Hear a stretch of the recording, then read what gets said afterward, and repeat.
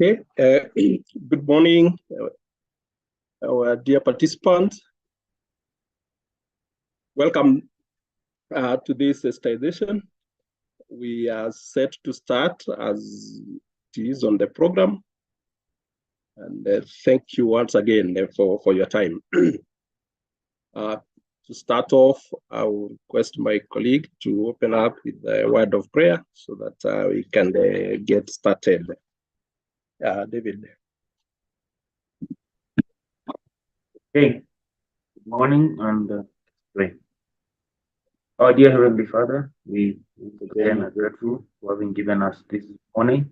We are grateful for giving us even this opportunity to discuss matters of research, science, technology, and innovation. We ask for your guidance through this session that we might have an interactive moment and figure out how best we can entrench science, technology, and innovation in matters national development. And at the end of it, remember to give thanks unto thee. In Jesus' name, we do pray, trusting and believing. Amen. Okay, thank you, David. Dear participants, again, I want to take this opportunity to really recognize our distinguished participants from state corporations and the SAGAS. Feel most welcome. I'll take these few minutes or so just to put in perspective the kind of discussions that we need to have this morning. This is really to appreciate that this is one of the NACOST's commitment that every quarter we need to have an engagement with all the MDAs that are participating in the science, technology, and innovation mainstream PC indicator. So allow that you could give me this opportunity to really, on behalf of the NACOST management and the STI mainstreaming steering committee, really to welcome you for this session. Feel most welcome. It is an opportunity for us to have another chance to engage, which we really do appreciate. We really want to thank you for your time. This is a clear demonstration that you do have the commitment to work with NACOST in executing these. We are calling it a national agenda, and we can't do it without you. So we want to appreciate your commitment being here this morning and having taken this indicator in your PC under 20th PC cycle, this 20th guidelines. This is very important for us this morning, that we'll have half a day that we can be able to do this. The state corporations and the SAGAS, you are among our largest stakeholder so far as this is concerned. And we really do want to appreciate that you hold one of the biggest role for us making this as a success. So for that, thanks NACOST's appreciation.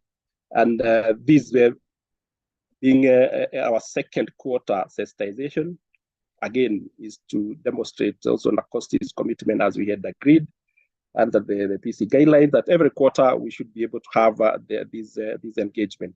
It can never be successful without you here. So feel welcome and appreciated for your time being here. So this morning, what I would request as well, those who are attending for the first time, kindly feel free to let us know, because even as we try to project the content, we may wish to get a feel that those who are participating for the first time in the webinar chat indicate your name, your institution, and whether you are attending for the first time or second time, so that we are able to be clear how we deliver the message.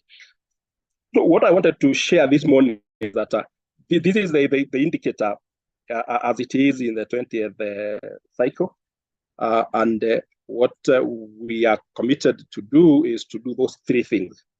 And I just wanted to just project them because in very brief manner, because my colleague will talk about them later, we were to develop. That commitment is to develop those that STI institutional STI mainstream strategy, to develop an annual work plan to execute that strategy and to be reporting quarterly.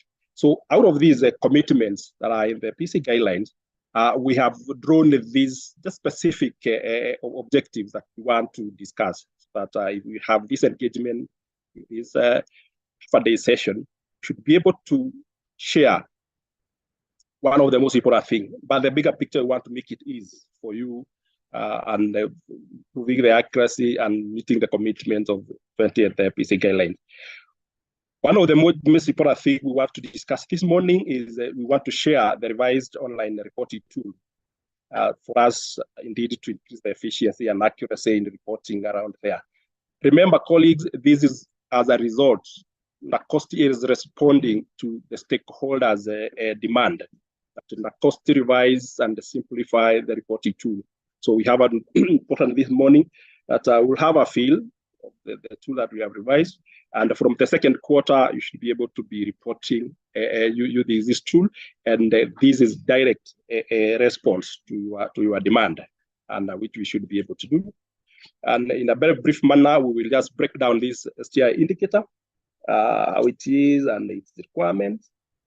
Again, this is an opportunity for you to raise the issues. Should you be having any challenges? So again, we need to put an opportunity that's where we can have an opportunity to discuss and propose and suggestion. We are still also open to your comments as we continuously improve how we can be able to serve better and increasing the efficiency.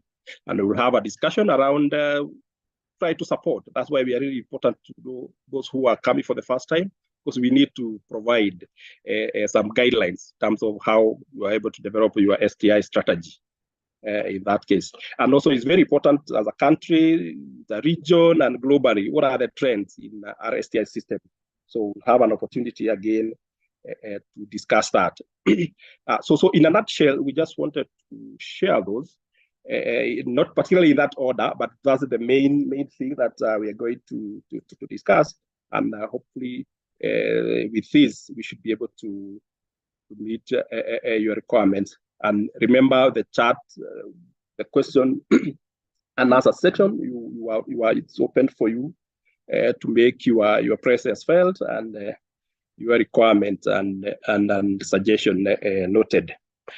Thank you so much again. Let me end there so that we are able to go into the first session. According to the program, the way it is, we will start differently. Just tweak it differently. We'll do the regulatory framework later, but at this point, I would wish to invite my colleague to really discuss the requirement and the overview of this indicator, and perhaps any other thing that are around the requirements for this indicator, and we will keep updating you as needs arises along. So thank you. If my colleague Javan will be ready to discuss the first session that will include the STI overview.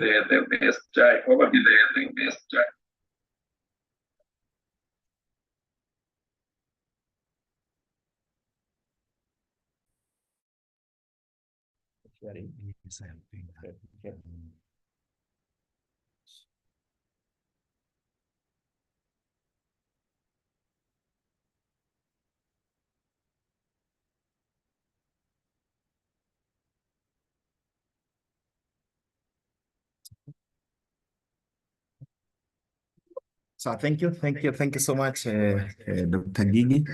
Participants, once again, good morning. As you've been told, I'll be taking you through basically the indicator and more so sharing experiences in terms of best practice for efficient and effective implementation. As you're very much aware, the 20th cycle guidelines, as it has been stated earlier, has clearly indicated and prescribed the indicator and what needs to be done. For many of us who are joining us for the first time and you have been requested to register accordingly, basically, I just want to give you a background information on this indicator. This indicator was brought on board in IT cycle performance contracting guidelines. And before that, we used to have R&D basically up to around 2013, 2014, as part of research and development, whereby partially some aspect of the indicator were reflected. So basically, the from 18 cycle, it's almost like 2 years now, 18, 19 cycle, and now we're in 20th cycle. In terms of implementation, the indicator has been with us. And of very, very important is for us to be able to ask ourselves what is expected, how do we undertake what is expected efficiently and effectively, and of course, so that at the end of this financial year, that is of June, the year 2024, would have all of us would have implemented this indicator as per what is expected. To them, again, who are joining us for the first time, this indicator is an indicator under specialized agency, and the specialized agency here is NACOST. And some of the expectations and what the 20th cycle guidelines are prescribed for all specialized agency, including NACOST, is to ensure they develop the indicator, which has already been done. Ultimately, once they develop the indicator, of course, during your negotiation and vetting, you include the indicator in your PCs. Then, of course, each of the quarter, you'll be able to submit your quarter report whereby they're supposed to receive, analyze, and provide feedback. So we are technically in second quarter, and our reporting will be next year, sometime in January, 15th of January next year. So basically, once you report to NACOST, they will analyze and give you a feedback. The essence of that feedback, ideally, is to give you lessons, understand areas that you need to improve, what needs to be input so that you are able to do or to implement the indicator as per your work plan or for this as per the specified activities within the period that is specified. And for this case, probably second quarter. Providing technical support as they are doing today, capacity building, sensitization. And it's good to note here is that this is a free technical support or sensitization to you, the focal persons and champions. And again, you can also, if you find this is not, probably is not sufficient and adequate to address most of the needs that you earn, you can always request NACOST to, for a customized kind of a training, whether in the development of STI strategy or capacity building around that, so that you can efficiently implement the indicator. Of course, once you do that, then they will be able to access within the 4 quarters. Once you submit up to the 4th quarter, then there will be the annual evaluation of what you have already submitted. And of course, as per the 20th cycle guidelines, again, here you'll be evaluated based with your submission and the documentary evidence that has been submitted so that you get a score, basically. So ideally, that is the main role of NACOST, and today they are performing one of that function to efficiently, to ensure that you are able to efficiently and effectively implement this indicator as it is expected. Why science, technology, innovation? As I've told you, we have been having matters R&D for a very long time. And most of you have been part and parcel of MTP4 from MTP3, actually from MTP2, MTP3, and MTP4 currently. You realize that matters, research, science, technology, and innovation are critical. They have been given a lot of airtime. They have been given a lot of emphasis in the medium-term plan 4. And again, looking at our country, the economic agenda, the bottom-up economic agenda, basically also captures the body and the spirit of research, science, technology, and innovation. So basically, it is critical. We cannot overemphasize this. As I said, if you look at our PC process, we have been having this indicator for a very long time. We used to have it as R&D, as research and development. Currently, we are having it as STI, science, technology, and innovation. And again, the essence, of course, is for socioeconomic development of the country. And that is very, very critical. Having said that, looking at your mandate and looking at the objectives, and what to do as an MDA, you realize that this indicator basically is under the core core mandate, core function, what to do. The indicator basically is part and parcel of the key activities that you do. You're supposed to infuse matters, research, science, technology, innovation within your mandate, within your objectives, so that you are able to attain the intended purpose. So basically, again, as we do, as we look at our objective, our business as an institution, then basically we are able to address that fundamental question. Looking at Vision 2030, for example, to lay the emphasis in terms of relevance, you realize that RSTI is basically an enabler. It's indicated as an enabler number 2, and that gives the importance, emphasizes the importance on what we are supposed to, why we need to be implementing. Talking of science, you're creating knowledge. Technology, basically you're applying. Innovation is application of technology. So basically, when you look at our mandate, we come from various, our mandates are different. Yesterday, we are under sensitization and capacity building for ministries and state departments, and we realized most of the ministries and state departments have taken over implementation of this indicator, and as an MTA or as a SAGAS below that specific ministry, you remember when you're negotiating your PC this year, one of the documents for consideration was, of course, your strategic plan, was the sector plan for your respective ministry. When you look at the document of consultation that you need to have for you to develop the indicator. So meaning, what I'm trying to say is that the direction that your ministry is taking, most of our ministries have taken this indicator.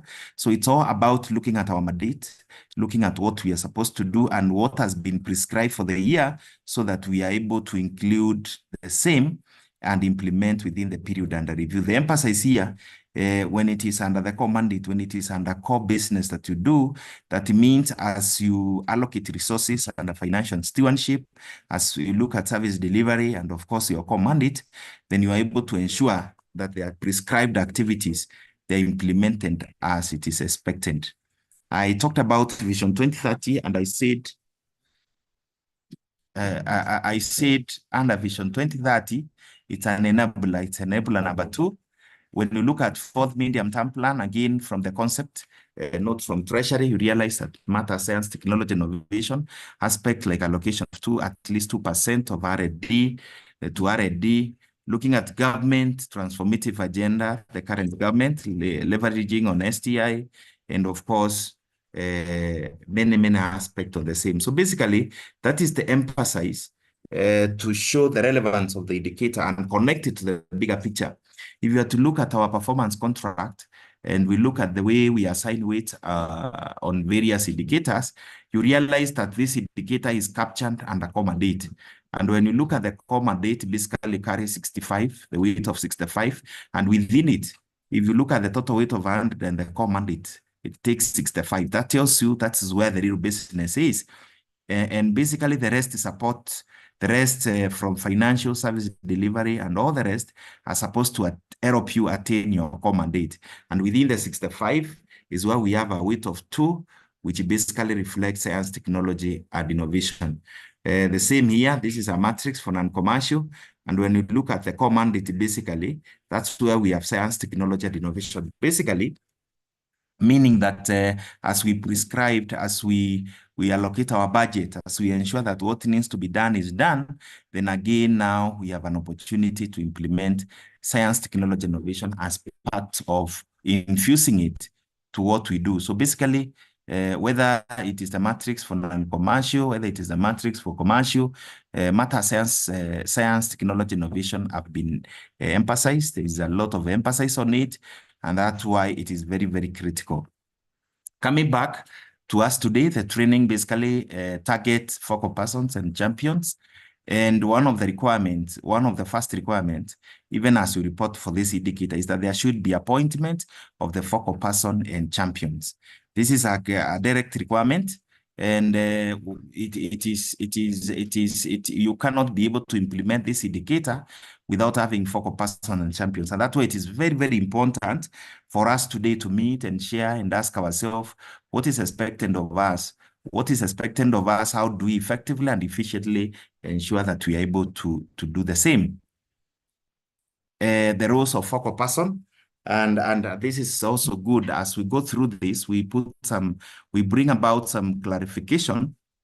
A focal person, ideally, the focal person is supposed to ensure overall coordination. So you realize, as we say in the first thing, your institution is supposed to do is to appoint a focal person. So a focal person ideally also becomes the chair of the STI mainstreaming committee, which is made up of the focal person and the champions. So the champions are members, the focal person is the chair, and the role of the focal person, when the focal person and champions meet together, that becomes an STI mainstreaming committee for your institution with the focal person as a chair. But ideally, the focal person is the overall coordinator of the indicator. He ensures that there is compliance with what is stated in 20th cycle pacing guidelines, and ensures that overall the indicator is implemented across the institution. You provide necessary support for various levels. Of course, you realize institutions, you have various departments, the directorate, and many other units. So it is the role of the focal person to ensure that there is that coordination is attained. You plan and ensure sensitization and capacity building. For example, any sensitization, whether within the institution, or, for example, you want sensitization for the STI mainstreaming committee, it is the role of the focal person to ensure you coordinate that and you attain that so that there is smooth implementation of the indicator. Once you are trained like today, we expect you to go back to institution and also build the capacity of others. So sensitization and capacity building is a critical role for the focal person. Coordinate the development and implementation of STI strategy. That will be presented later. So it is the responsibility of the focal person to ensure that not only is STI developed, but it is sufficient and very adequate to address all matters, research, science, technology, and innovation within the institution. And of course, it's also implemented so that we don't just develop the STI strategy, we develop it and we ensure it is implemented. So basically, we develop a roadmap for implementation as per your work plan, because ultimately every year you'll be developing a work plan that will help you actualize your STI strategy. So that is the role of the focal person. You establish and implement monitoring and evaluation. Already your institution has established certain mechanism in terms of how to implement, monitor, and evaluate. And for this, specifically for the indicator and for the STI strategy, so that again is the role. You can always coordinate with other departments that are doing that so that you can have an harmonious way of doing the same. Promoting collaboration, partnerships, and networks with other stakeholders, that is the role again of the focal person. Promoting STI across the institution. And of course, very, very important to ensure both quarterly and annual reports on STI mainstreaming are submitted as per the guidelines. You ensure that you comply. The guidelines are very clear. We'll be looking at the timeline set by the 20th cycle guidelines. And that is the responsibility of the focal person, so that like this quarter, by 15th of January, you ensure that your report is submitted to NACOST as it is prescribed. So that becomes very, very critical. What is the main requirement of the appointment for you to be the focal person? Ideally, you should be either in top or middle level management, but basically conversant with matters, research, science, technology, innovation. This is very, very important so that you are able to oversee a smooth implementation. You're able to manage the up and the lower level or levels within the organization. And again, this is also very, very important because you basically want to have an efficient and effective implementation of the indicator. So someone should be conversant with the process. You should have been like participating in sensitizations like the one we are doing today. This builds your capacity to be able to know exactly what is required and basically that it is. So I repeat again, the requirement is that a focal person should be appointed. You can decide to have one letter that appoints a focal person and champions. And I said again, that letter, the focal person ideally is the chair of the STI mainstreaming committee of the institution. And then the champions become the members. So that should be very, very clear. How long should the committee run is a question we normally come across. If the STI mainstreaming, if the STI strategy runs for 3 years, the committee can have a life cycle of 3 years at least, so that you have enough time to implement the STI strategy, and then there can be reappointment. But of course, in cases where individuals will leave the institution or probably other issues arise and there is a gap in the membership, then always we should be able to reappoint. But ideally, the life cycle of the STI Ministerial Committee, which is made up of the focal person as a chair and the champions as members, should at least run for 3 years. Then there is a reappointment or appointment, whichever is applicable. 3 years is very sufficient for you to be able to implement much of what is expected in the indicator and also in your STI strategy.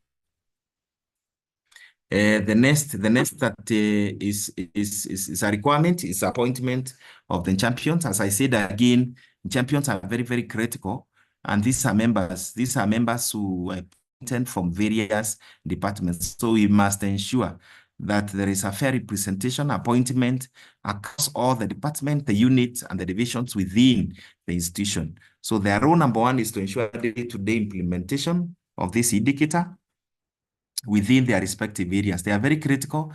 Champions, again, they take it, they run with it, and they ensure that for effective and efficient and cascading of this indicator, they are the last bit of cascading of this indicator, basically because they're in the lower end, and they ensure that at those lower levels, the indicator is implemented. And so they are very critical. We need to appoint them. How many they should be, it all depends on the institution. You can have 2, you can have 3, you can have 5. It all depends on adequacy in terms of representation of all key departments. So basically, we should have all the department in an institution represented by a champion so that our implementation becomes easier, so that as you have realized, there are quite a number of requirements in terms of reporting. There are many, you report on many areas. So basically, that's why it is very, very important. That's why it is very, very important for you to ensure that you have appointed on champions are appointed across the institution. Sorry. So you facilitate cascading. I've talked about that. You ensure that quarterly reports are basically prepared from your respective area. And of course, when you talk about report again, you ensure that they're timely, you comply with the requirements, because if the quarter ends by, you are reporting by 15th of each of the quarter, then ensure that is done. You ensure you undertake continuous capacity building. Like now we are building your capacity. You go on and do the same at your level so that everyone understands what is expected. And that will be promoting. You promote the activities to the commitment within the STI indicator and provide necessary support. So basically, again, as I said, you can, in a cost to Royce, organize this kind of capacity building every quarter. And once you submit, you always get a sensitization, of course, reflecting building your capacity so that you can smoothly implement the indicator. But if you find this is not sufficient, again, through the focal person, you can always request an in-based request to NACOST, and you'll be assisted in terms of more capacity. Or, for example, maybe even when you want to do an online sensitization for the entire institution, you can always request NACOST, and they'll be willing to work with you to help you do the same. The critical requirement for you to be a champion is basically the ability to transform and to lobby others. That passion to do your part and to successfully be able to do what is expected. So basically that is very, very important. And once you do that, once you have that ability, then we are able to ensure that the indicator is implemented. So basically, that is the main consideration. And I know most of you already have made that qualification. So what we are saying is that with the focal person and champion, then you form what is called STI Ministerial Committee. So STI Ministerial Committee for your institution will be having the membership of the focal person as the chair and champions as members. That is what is prescribed. The scope on who should be in this indicator, the scope is very simple. As I started by showing the relevance of this indicator, I said it's an enabler number 2 for Vision 2030. So anyone, all the institutions contributing to the attainment of Vision 2030, you have a role. You either have a role in research, science, technology, or innovation. You always have a role. MTP4, if you look at the MTP4 again, as you contribute. Remember, we have already received the 5th generation guidelines for review of our strategic plans, and we are doing that. All the strategic plans are being aligned, number one, with MTP4, and of course, with Vision 2030. And that alignment ensures that we align ourselves with the direction the country is taking in matters research, science, technology, and innovation. So basically, it's a matter of finding your space. Where are we? Are we more in research? Are we in science? Are we in technology? Are we in innovation? You identify your area, but all of us are contributing to the attainment of MTP4 and Vision 2030 specifically, and better. Again, when you look at the 5 pillars of better, again, you realize science, our STI is an enabler, it's a key enabler for the attainment of those 5 pillars. So basically, that is the scope. All of us who are contributing to that. So looking from 2020, looking from 18 cycle, when this indicator was brought on board, this is what we used to have. But they have been, we used to develop the strategy and implement the interventions. That was from 18 cycle, 19 cycle performance contract guidelines. But now quickly, we want to look at what is expected from 2023, 2024. Depending with the level of the MTA, you are basically you are either appointing or you're appointing the focal person and champions. That is the requirement number 1. Number 2, you are required to undertake the following. You are developing or implementing STI strategy. So either the ones who are joining us for the first time, you are now developing the STI strategy. So what you have is a work plan that entails how you intend to do that. For them that have already implemented the STI strategy, then you'll be developing a work plan that tells us what exactly you want to actualize within your STI strategy that you have developed. Meaning, looking at the implementation matrix of the STI strategy that you have developed, there are those matters you have segregated and given priority that you want to implement within the period under review. You develop and implement an work plan for your STI mainstreaming. Again, the work plan. You need to develop a work plan, either when you're developing your STI strategy or when you're implementing, and then you submit quarterly report.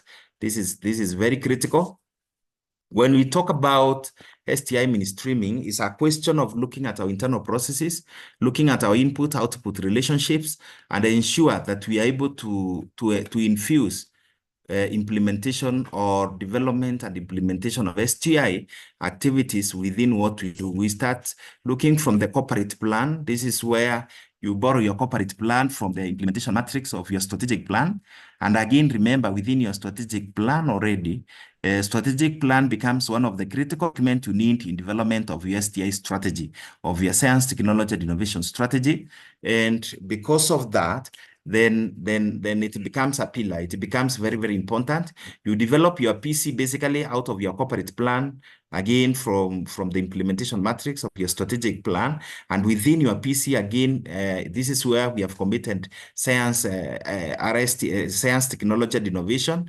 Then we implement, of course, the guidelines are very clear. Like now we're implementing 20th cycle guidelines and all the process. So basically, that is what we refer to as that. When we talk about monitoring and evaluation, the critical thing we need to have in mind is the PC cycle guidelines on submission of performance contract reports. And I borrow directly from the guidelines. It says that OMDAs are required to prepare and submit quarterly performance within 15 days following the end of the quarter. So this is a requirement. And the guidelines have prescribed a formula that will penalize you when you don't comply with this timeline. So one of the requirements is that one of the things that take away today is for us to be very, very clear on our time, on submission deadlines, so that we comply with them and we are not penalized. And of course, again, complying with the set timelines again is also good because it's part of whatever you are giving out as an output becomes an input to a cost. We'll use it, of course, to develop a report and to do other things and, of course, communicate back to you. So compliance with that is very, very critical. All the documents you need for the same, they are in NACOST website. If you visit the website, you'll be able to find all the documents that you need. Some of the challenges in implementation, if most of us, for example, during the negotiation, because during the negotiation you should have factored in the science, technology, innovation as an indicator. But in case you have not done so and probably there was no direct budget allocation, then you normally use the expenditure. Look at how much have you spent in the entire area of research, science, technology, innovation, like having sensitization of this nature. Any budget that is touching on what we are doing today is related in the area of research, science, technology, innovation. Budget that you use in terms of developing your STI strategies, having those meetings, buying equipment, all that goes towards that. So basically, for reporting purposes, you need to look at it beyond your budget and look at expenditure. How much have you been able to use in terms of attaining this, attaining what is expected? Some of the main gains: formation of STI committees, as I've talked about, for smooth and effective implementation. Having these committees is very, very important, with the focal person as a chair and membership from champions. This helps schedule and ensure that implementation happens as per your work plan. Ensure there is continuous capacity. They have, of course, through NACOST, and even you're expected to ensure continuous capacity building so that you are able to deepen matters STI within your institution. Ensure effective, responsive feedback.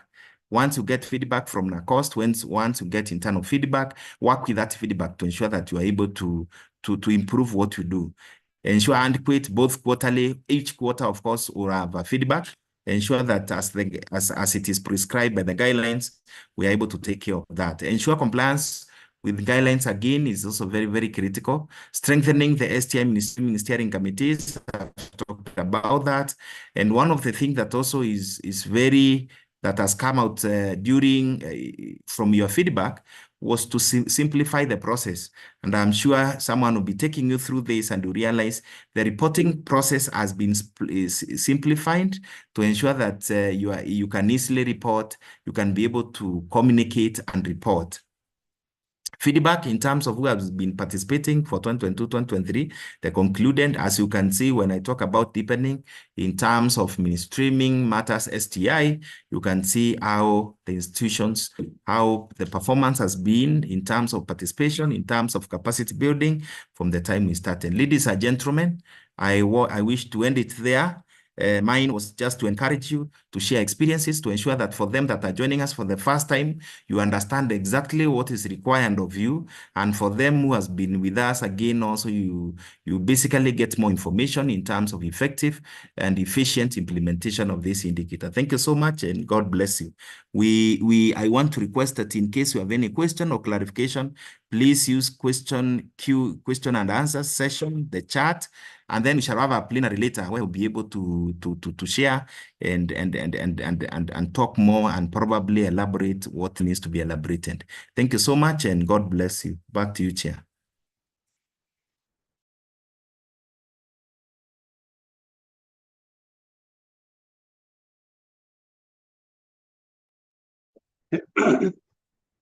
Thank you so much, Jamal, for that elaborate presentation in terms of what our dear colleagues required to implement or take this indicator and the best practices in there. This is very important so that we can be able to set the pace for what we want to do. Distinguished participant, allow me for this point to request my colleague to share the reporting tool.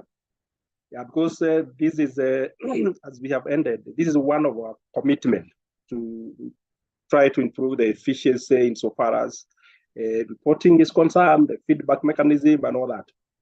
So if my colleague, Cyrus, you are ready, we could give you the moment to share the reporting tool. And thereon, before we proceed to the health break, we would wish to take this opportunity to have a discussion on the, the reporting framework, because this is one of our best value proposition for this. Yeah, thank you. And as my colleague has indicated, you could take the opportunity and advantage of the chat and the Q&A section to really put your comments and the likes.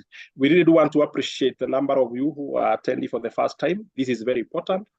this is meant for you. We want to thank you for those who are attending for the more than the second time. Again, is a clear commitment that we are here for each and every one of us, so that we make things simple for us.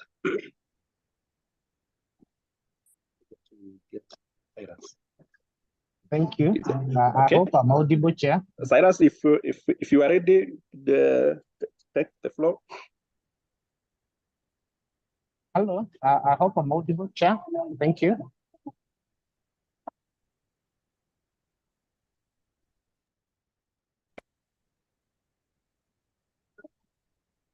Hello.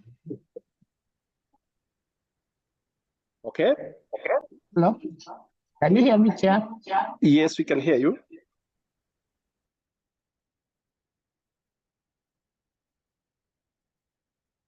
Cyrus, you muted.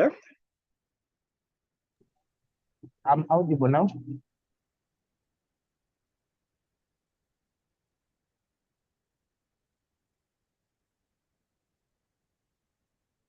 Thank you, Chair. I want to appreciate Yeah. this Proceed. moment.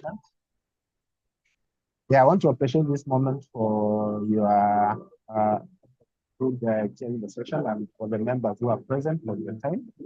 I want to take you through the reporting tool in just a moment.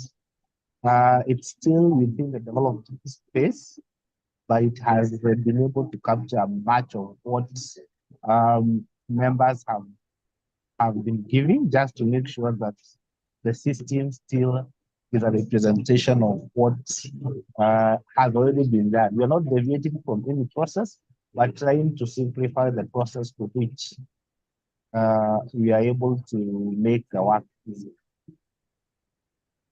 So I'll share my screen. I hope it's visible from your side.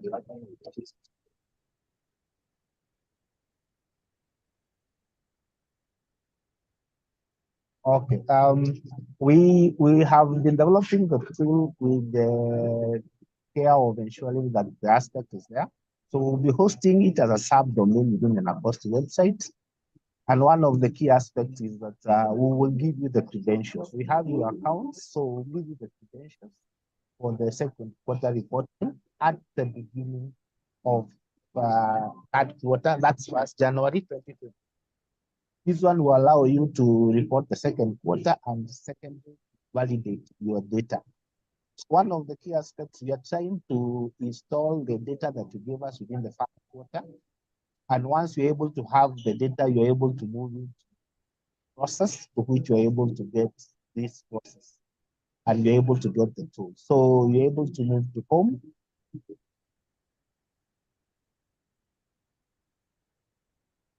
So you can be able to log in. And once you have your credentials, you're able to log in. And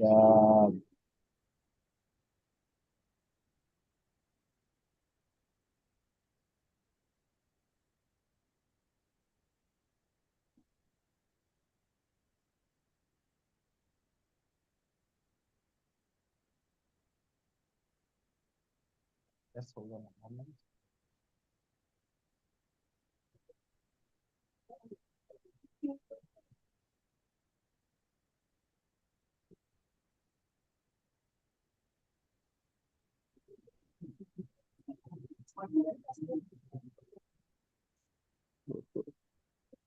Cyrus? Yes. We have lost you. Sorry, I'm trying to Okay. reconnect. Sorry for that. I have a connection issue with the internet, but I've call it back to be connected. For that moment. Yeah. We have the tool which basically has a login interface. And before you go to the login interface, we have also created a help that will allow you to communicate to us.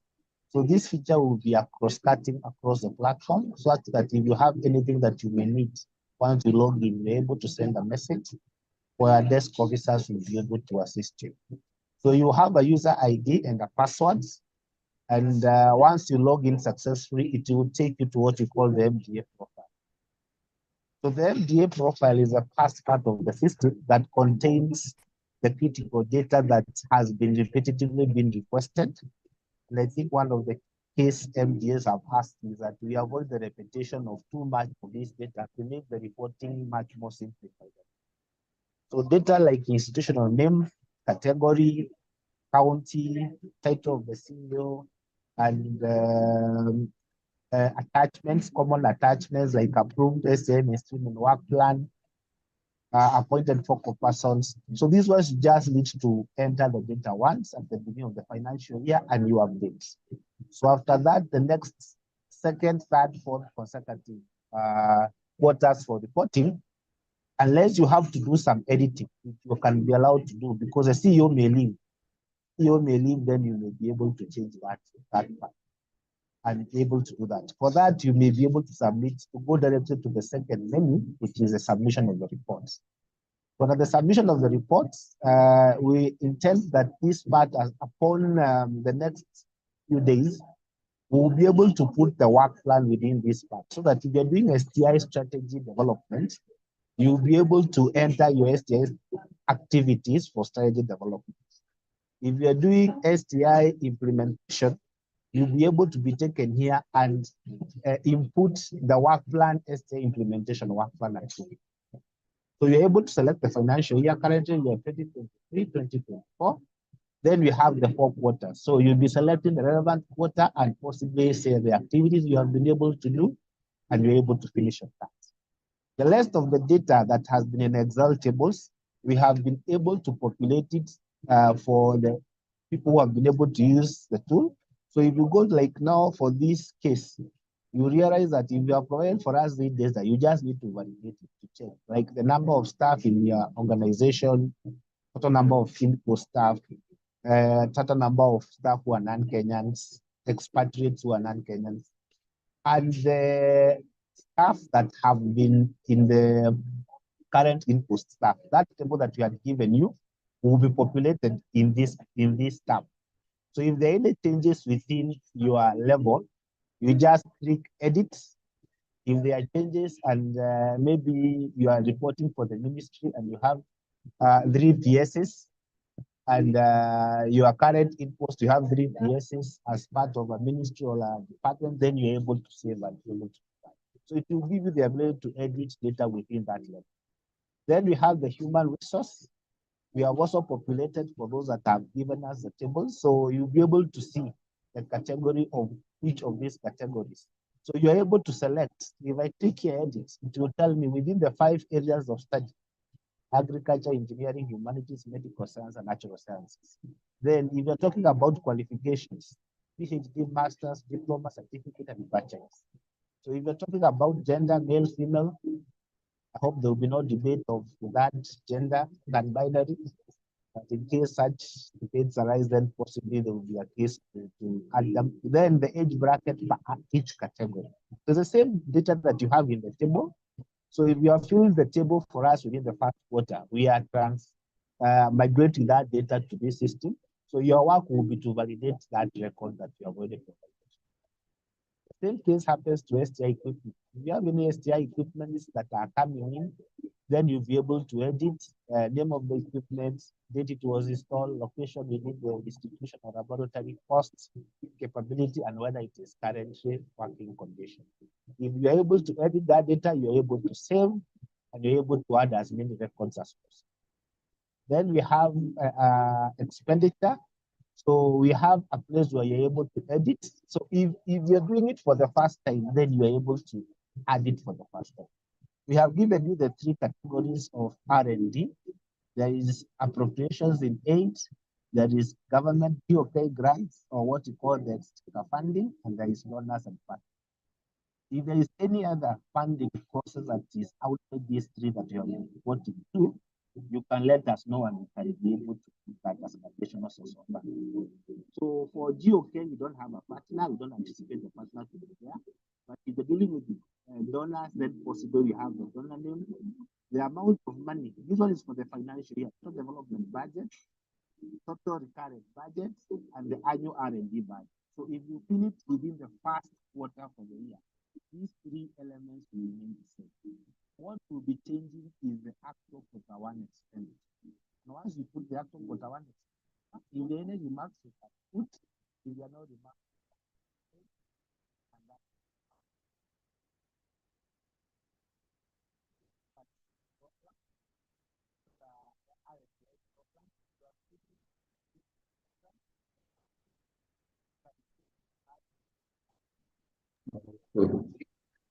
Cyrus, we are losing you.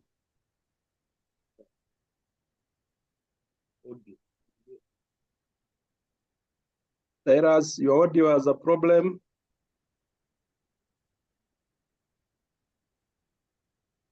You can see your screen. We have lost your audio.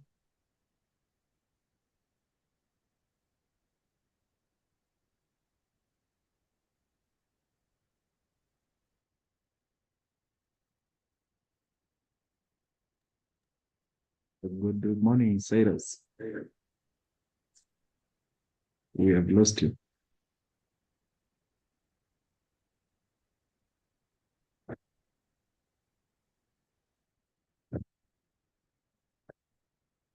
What did you do with it?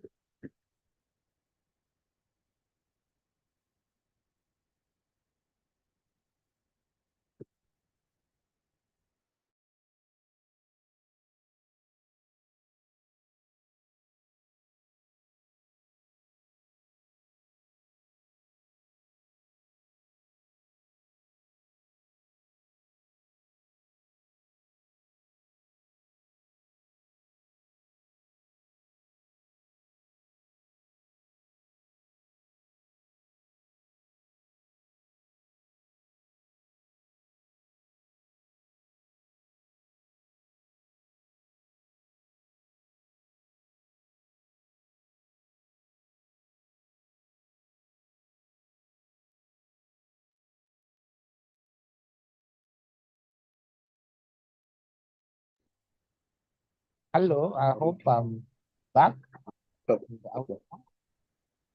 Okay, yes, now we can hear you. My deep sincere apologies on that. Yeah, so I was saying, I don't know whether I will repeat from step 2 again. So from step 2, once you're able to log in, we say that the data that is common, you get it at the MDA. This is the data that involves the name of the institution, the head of the institution, attachment of STI strategy, STI work plan, all these activities that are once off, you report only once, you get it within. And if there's any additional information that you report once every year, then you put it within this aspect of the profile. So that once you fill it once, you're able to have it, and you're able to update, and you're able to do it. So that one moves you to the report submission menu. So the report submission menu has 10 steps. So the first step is a general step. So this one will contain general reporting details and about the STI strategy. So you're able to select the financial year and you're able to select the quarters within this. Then after that, you're able to go to the staff establishment. So the data that you have already provided to us, I'm saying we will populate it here. But as we populate, there could be a possibility of human error. So once we give you the credentials in January, you can come validate this data. Whether what you have been able to export to the platform, because the data is in Excel, is exported correctly and is representing. And once you're able to validate that, then you don't have to keep on sending the Excel sheets. Same will apply with human resource data. So we will also populate it here, and anything that may not be matching the records that you have, there is always an edit button here. And there is a delete button. So you can delete a record, you can add a record. So to add a record, you click the add button. To delete, you click the delete button. To edit, there's an edit button. So these 3 features will assist you as much as you are able to move within the system. So then there is step 4, where we had the table containing data of equipment, RSTI equipment. You can add as many equipments as you add, and you can edit and you can use. And the same maps over to the other. Step 5, you are dealing with expenditure. So you can add the expenditure, you can delete, you can edit. So like now we said we have 3 elements of our sources of funding. It could color be coming from donors and partners, GOK grants, or appropriations. then you'll be able to add applications in aid. That's when it's coming. Then the same case applies to programs. If you have any collaborative programs in research, science, technology, this is where you're able to add any programs that you are able to work. You can add, edit, you can delete. On step 7, you have the outputs. These outputs we have been discussing, things like publications, technology transfers, memorandum of understanding. You'll be able to add. So some cases like publications, you just say you have 3 publications this quarter. So you have a place here to attach a file. So when you're attaching a file, just attach the titles and the date of publication and the place published. Whether it's a book, who is the publisher, the date it was published, and then don't attach the entire publication document, the entire. So you just come here and print, but here you just enter the figures. Then we have dissemination. Dissemination is how you disseminate your research science technology output. You have the same elements that we had in the table. That's social media, policy briefs, workshops, seminars, conference, summits, exhibitions, websites, trainings, and IEC materials. You can add, if there is something to add, you can edit, and then you can. So this data that you have here could be the data that you are going to impose. So for the last step, so if you're saying you're dealing with international, then this is a category for the tables that you are dealing with. In Q1 reporting, this was table 8A, 8B, 8C. But since this is no longer a table, we'll edit this to just remain Kenya's implementation to international. Then after that, you're going to have a review where you're able to attach the letter, county officer for submission of that quarter report. If you have any comments, you can put the comments, then you can click submit. Then your report will be submitted to you. And that makes it as easy as one. Maybe my biggest point of concern is that we have been able to import data for those institutions that are using our templates. So if you use our templates, because we are using an automated process to export data, it's able to export. But if you have used a different template, because of the way the cells referencing have been done, you may not be able to import. So my advice is to the state corporations that are within this meeting. If you're using a different template, kindly get to download the acoustic templates and you will be able to upload the data. Otherwise, you will have to come and type here during the opening of the portal to make sure that the data is taken. That's all. I think that's all. This is just a view of how the flow will be, but we hope to do a sensitization again on its usage as early as next year, just to assist them on the complete process. And after we are able to upload the data that is able to buy. Thank you, Chair. I think at that point, yeah.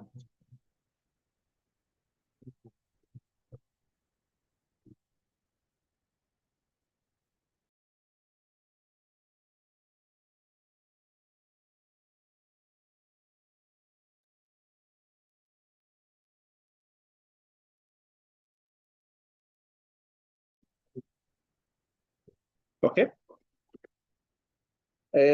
Sarah, thank you so much for sharing this.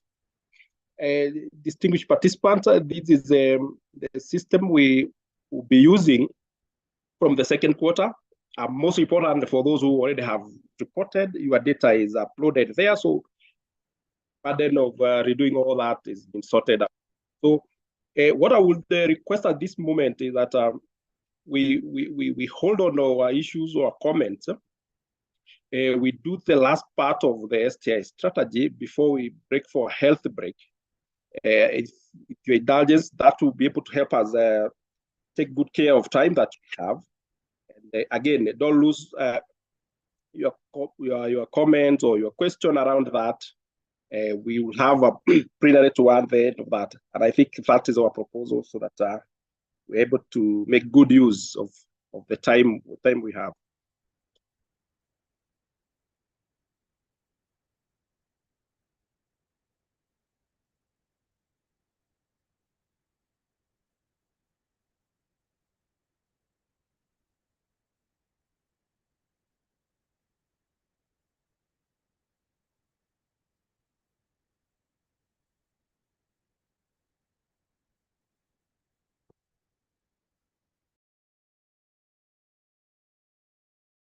Okay. Where do we get it?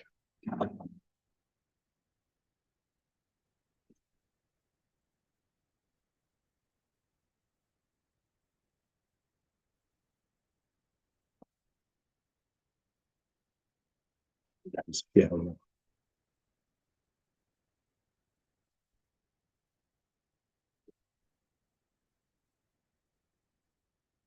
Okay.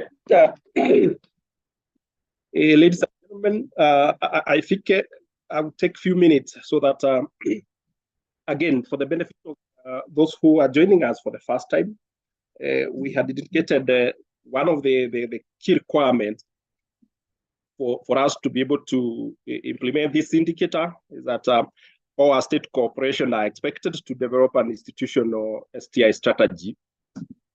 And those who already developed, you are in the phase of implementation.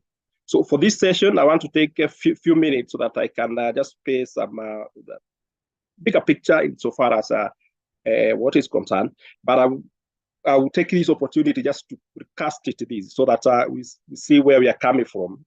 It is within this regulatory framework for the science, technology, and innovation. And under this, we have the STI Act, so that we are able to appreciate this is a national agenda. As a stakeholder, as a country, these were aspirations when the state was coming up with this regulation, or this piece of legislation, that is. And it has broadly this function, and that's why NACOSTI in there as a regulator is in charge of coordination and promoting matters STI, also assigning priorities jointly with the stakeholders. I won't elaborate on this, but I just to mention that the reason we are here is for the purpose number 3 for this act, and that has to do with entrenching science, technology, and innovation to our production system. And that's why we are saying everybody in this space, because we are all in a production system in this country. And this is a home for STI mainstreaming. It has the basis in the law. That's why we are all part of this, because this is what, as a country, we wanted to do. Why? For the obvious reason that the role of science, technology, and innovation in our economy, it is that critical. It is that important. We can't overemphasize that. So that's the more reason that we are here this morning. So for us to canvas that discussion of mainstreaming science, technology, and innovation in our programs, in our activity, the PC guideline for this financial year, the 20th cycle, had this commitment, which my colleague Javan had described earlier. So for the purpose of this session, I only deal with one of the most important instruments, the STI mainstreaming strategy. And this is strategy at your level, now as a state corporation, at your level as SAGAS, that you need to do one that will do that. So for the purpose of performance contract, this is what you are supposed to do. Those who are coming for the first time, you are expected to develop. Your commitment this year is to develop. Those who have already been in the system before, you are in the second phase, you are in the implementation.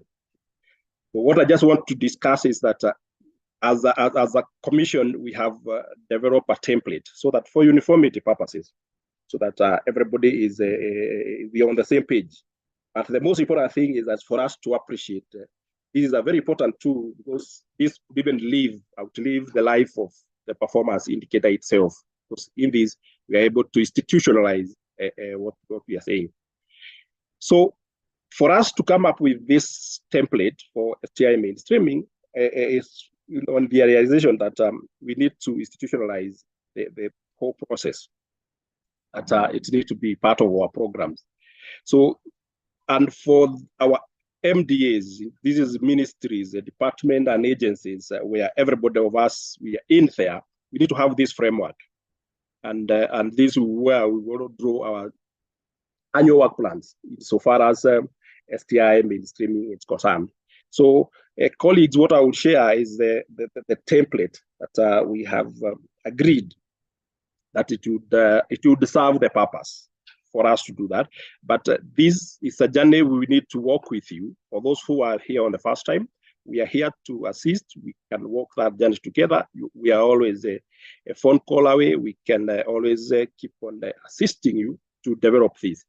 So what I will do is that as we also painting this picture is also to appreciate the kind of the numbers. You had seen this figure, and what I had said, you see the state corporation, you are in there in big numbers.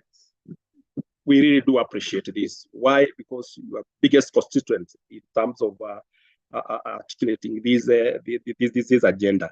And while we are doing this and while we are appreciating these numbers are rapidly changing, because you can see all of you who are indicating you are here for the first time. We are very sure that number will hit almost 150 and so. So we really want to appreciate. But our message is, out of all those who have come, so it's a journey we need to work together. About a third of you are still yet to develop this strategy. And that's why I wanted to share this.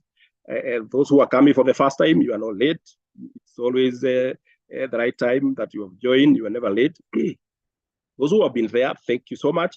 Those who have been there and have not yet developed the strategy, the more reason we are here this morning, that we can just refresh our minds that what entails this. For those who have already done so, asanteni. That just to cast that picture. If we have all those numbers, the 273, and the state corporation, you're taking almost the lion's share in there, it is a clear demonstration that what we are doing is the right thing. So in the next few minutes, I will share just an overview, because we may not be able to really do a strategy now. We can only present an overview of this template that we are requesting our institution to adopt. And again, remember what I've just said, it's just for uniformity purposes, that we are able to have a common approach to the tools that we are saying they will help us articulate, and it will help us to attain the aspiration of the Science, Technology and Innovation Act to entrench science, technology and innovation in our programs. So what we are saying in a nutshell, that this template has 5 chapters for you to help you in taking this matter from your own language, because you can only do this strategy based on your own language, meaning your own mandates, your own functions, and guided by your strategic plan. So it's a 5-chapter document. The first chapter we are talking about is introduction. I know what we want you as a state corporation, from your different historical background. You just cast the picture, a page or two. Who are you in terms of the legal framework, the mandate, the function, or the category of the state corporation that you are in, the SAGAS and the likes. So the chapter 1 will articulate that. So you can imagine that this is the information that you already have. So we are not asking for so much. Chapter 2 of this template will provide you an opportunity to do a situational analysis. And so far as doing the situational analysis, we are using SWOT. This is an internal ecosystem, or your internal environment. So your strengths around there, your weaknesses, opportunities, and the threats internally, but with a clear bias with the science, technology, and innovation. Because remember what we said, we are all in national production system. So we are contributing differently. And the science, technology, and innovation has a role in specific aspects. So those are the things that we want you to look internally when we are doing the SWOT. So what is in there? They are just examples. So, but the idea here, we are saying you're looking yourselves internally. What are the strengths that you have and the opportunities? And so this chapter is very important. Is what will help you in terms of when we go to chapter 3, crafting the strategy, because you have an opportunity to help your state corporations in articulating better. What are your threats? What are your weaknesses? You have an opportunity to propose a solution in terms of the strategies that you're going to do. So chapter 2 will help you just paint that picture, because we based our strategy, because we are saying it's an institutional strategy. And remember, we are saying it's a sub-strategy. It's being informed by your strategy plan, your mandate, and your functions that you are established to undertake. So chapter 3 is the strategic orientation of that document. And in this, you will still be guided by your visions, your missions, and your core values in there. But of course, we will have to craft our objectives. What, as the committee, the STI mainstreaming committee, that you are here so that you can help your institution to craft what will be the objectives for the next 3 or 5 years that you want to do insofar as the matters STI is concerned. So chapter 3 helps us to articulate that. And remember chapter 2, what we have just demonstrated above there, it was giving you an opportunity to internalize or assess internally. So you have an opportunity to craft objectives to sort your challenges, particularly your weaknesses and threats. So chapter 3 will be guided by this. But that's why we are saying these STI strategic issues. As a country, we have sat and agreed that these 8 strategic issues are important, guide us. And I'm saying they're important because they will guide you from your own corner, from your own mandate, from your own functions that you established to undertake. So these 8 issues that we are bringing on the table to be part of this institutional STI strategy, they are common across both for the country and both for our state corporation, for our ministries, for our universities, and for our TVET institutions. Human resource aspects, very important. Infrastructure and digital readiness. So this is a strategic issue that we want you to develop some strategies in there. What would you do in there? The issues of funding. We are agreeing funding is an issue. Funding is a challenge as a country, as institutions. So what are the strategies that would you propose for your institution to increase the much that you've been spending on RSTI, research, science, technology, and innovation? So we have a mechanism, we have an opportunity there, strategic issue that we are proposing to you, but the kind of the strategy that you want to propose, it is from your own priorities and your own strengths, and like collaboration issues, very important aspect, the issues of technology development, transfer, diffusion, and that's why later on we'll have an opportunity to discuss the issues of institutional IP policy, intellectual property policy, because if you are in the space of tech development, transfer of technologies, the IP issues become very critical. STI awareness, just like even we are doing here in this week, engaging everybody, how yourselves as state corporations from where you sit, how do you want to help the country in articulating and creating awareness on the matters, science, technology, and innovation. Gender mainstreaming, mainly here we are talking about the inclusivity. How are we taking the issues of gender parity in our committees, in our programs, science, technology, and innovation programs that you do have? How we are articulating that? And the issues of education, training, and research. These are strategic issues that are important for everybody of you who are here today. So you have an opportunity to develop strategies to articulate that. So this document, this is what it aspires to help you attain. So what follows is just a schematic layout of how your strategies will look like. Because I've spent time there so that this become now straightforward. Because you're saying strategic issue, the second column, middle column, we are talking about what will be your objectives as a state corporation. But here is, I'm speaking to the STI mainstreaming committee. So because it's you to help your institution articulate that. And the last column, we are coming up with the strategies that you are proposing. For example, the human resource development is a very important aspect for you where you sit, for the country, and even for your department. You could have an objective to enhance the quality of what you have, to enhance the capacity of human resource that you do have. The first column, the column that you develop strategies that you want to do. These are examples. So we are not saying this is what you are expected to do as a STI mainstreaming committee, but these are examples of some of the strategies you can propose to your management and board for adoption. So for all the 8 strategic issues, you have an opportunity to come up with your objectives You have an opportunities to develop the strategies that you will be proposing.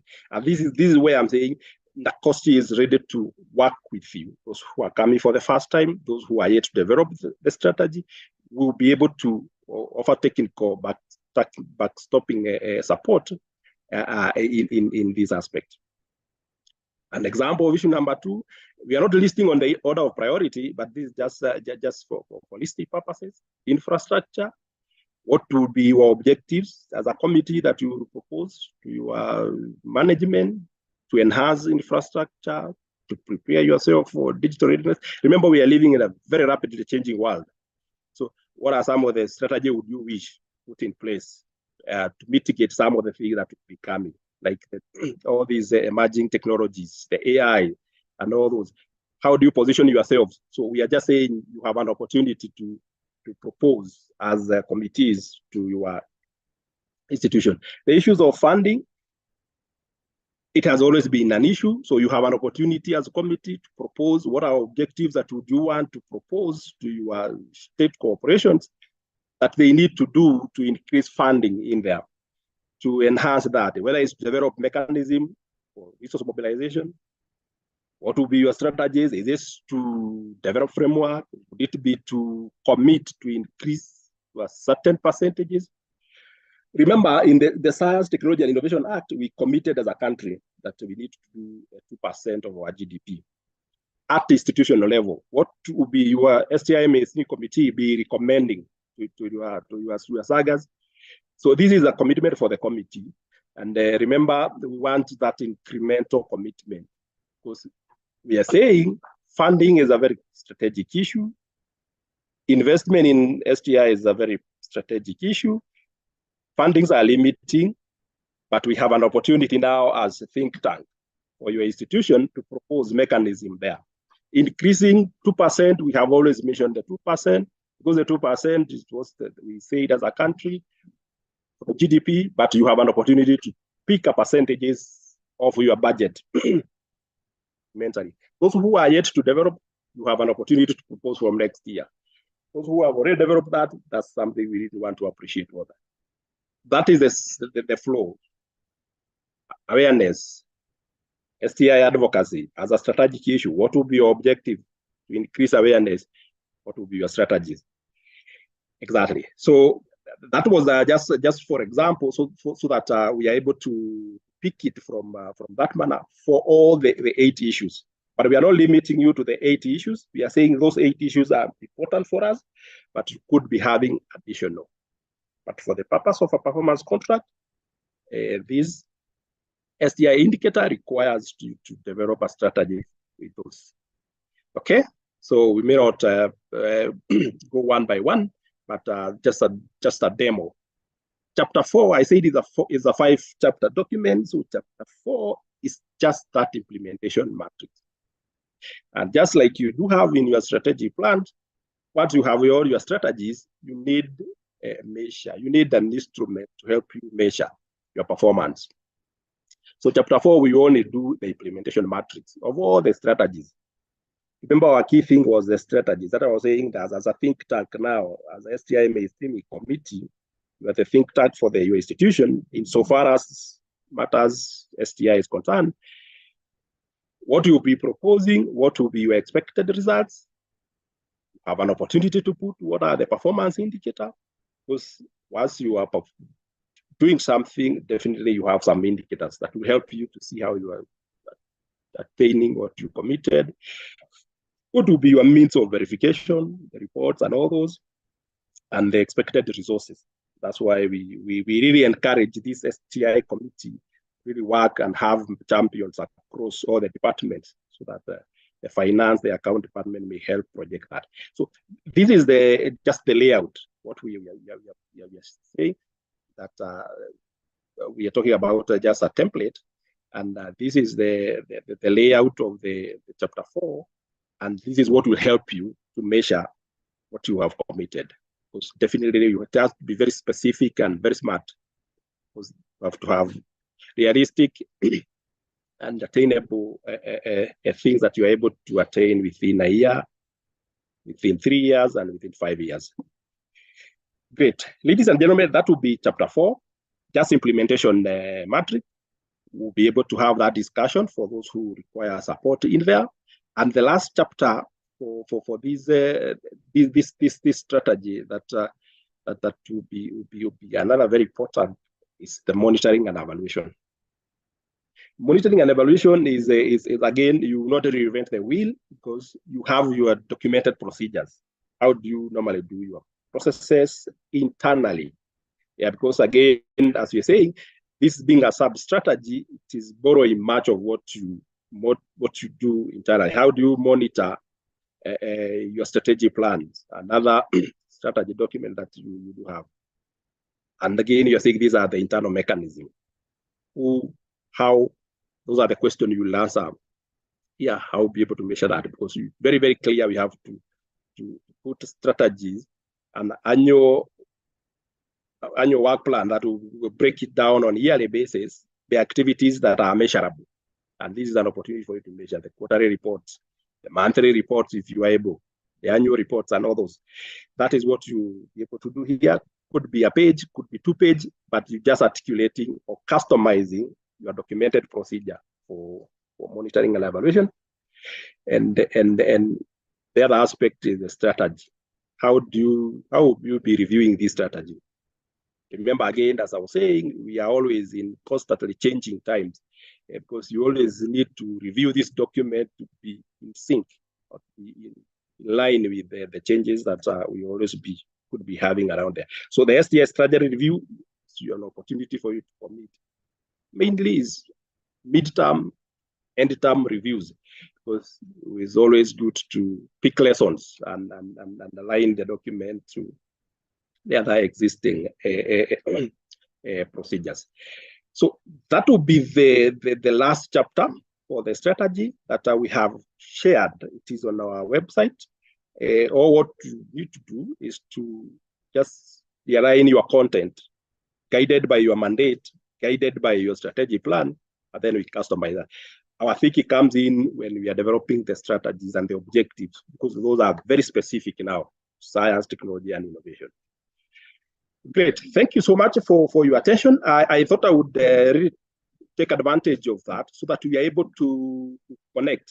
But, we've started with the requirement for the indicator.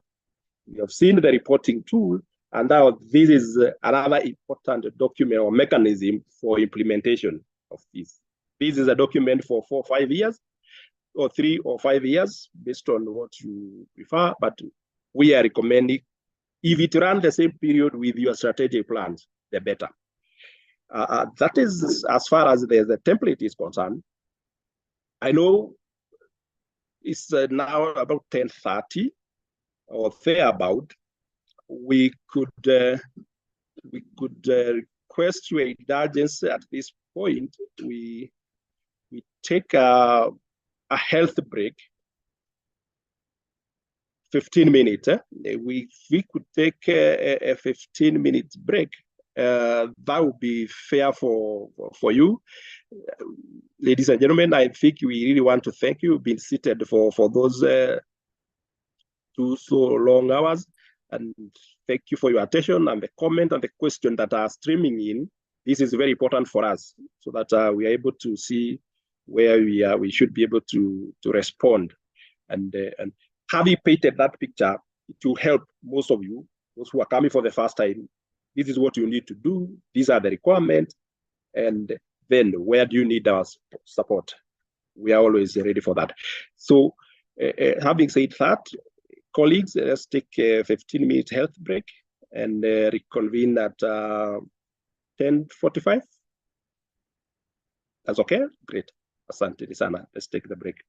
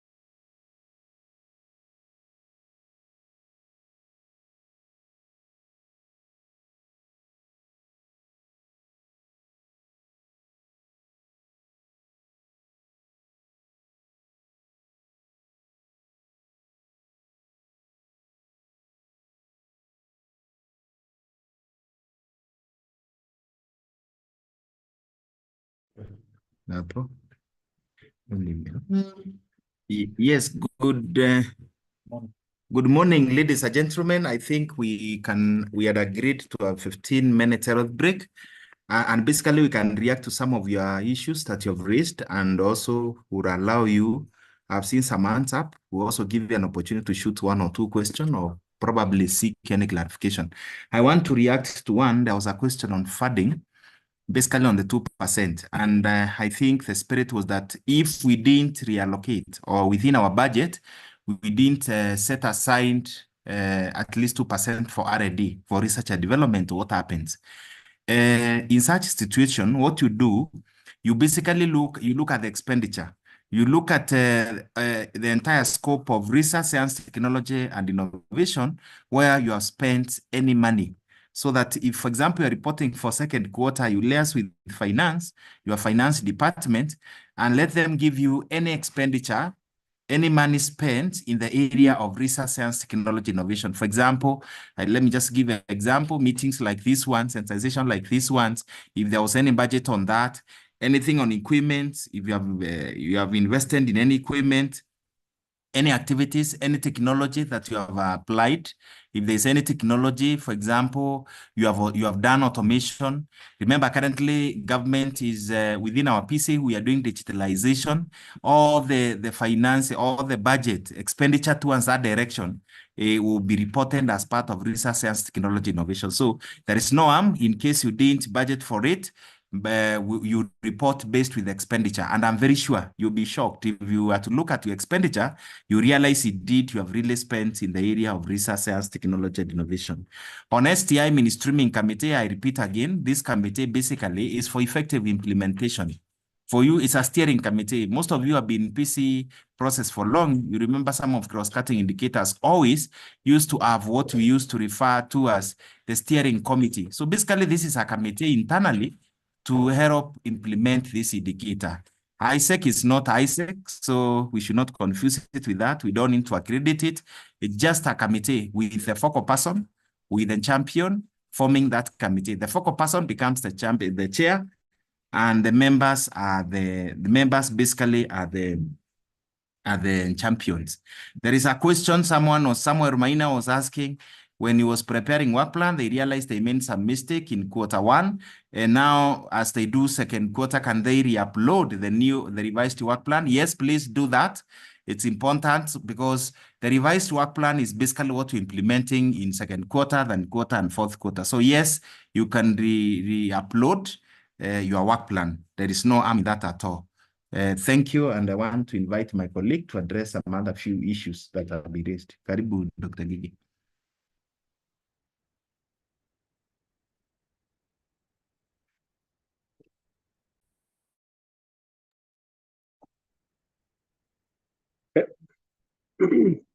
Yes, thank you, Javan, for that.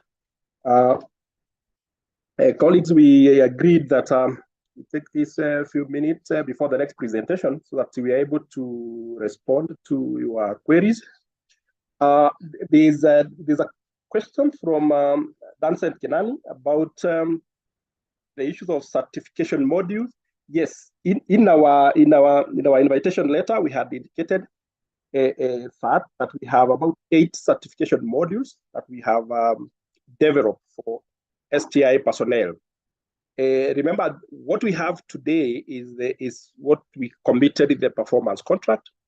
But to take this process forward, NACOSTI, jointly with the stakeholders and other professionals, we have developed certification modules.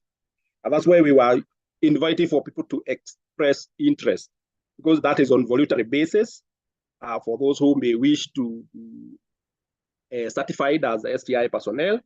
We are really grateful that a number of you have expressing their interest.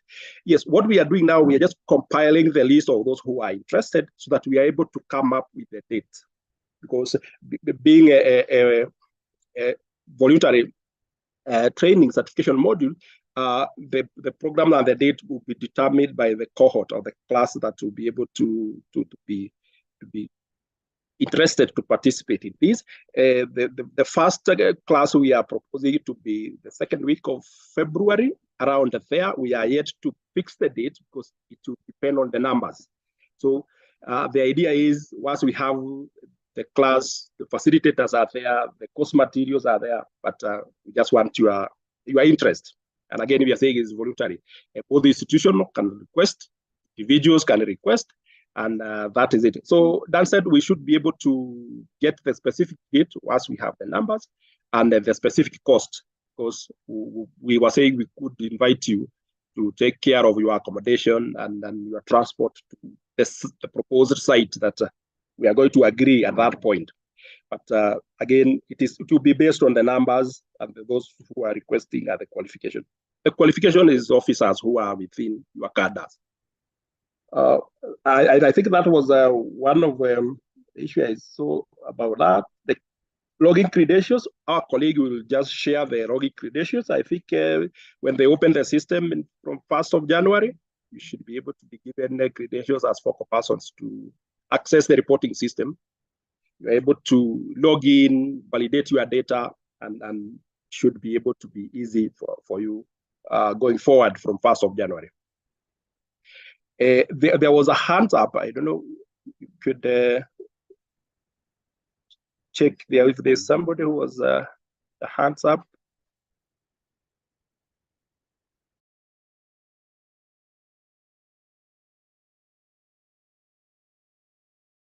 Okay, Patrick, you've been enabled to, you can raise your question. Patrick Wamboa, you can take the floor.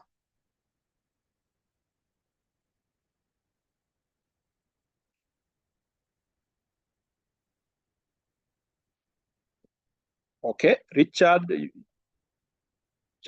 are you able, Richard, to raise your question?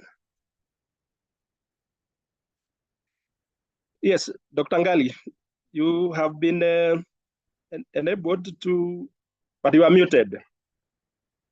Your hand is up, but you are muted.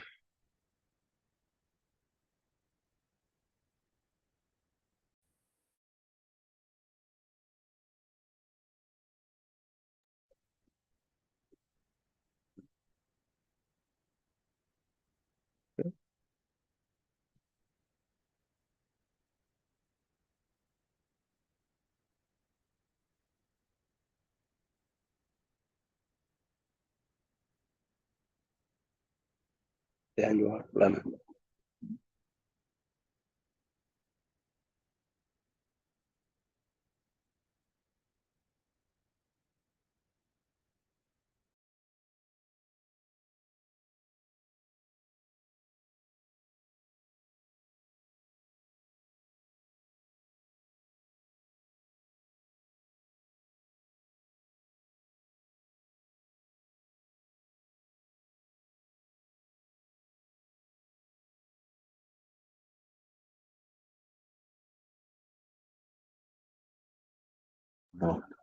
So when you see yes, the cost can actually see.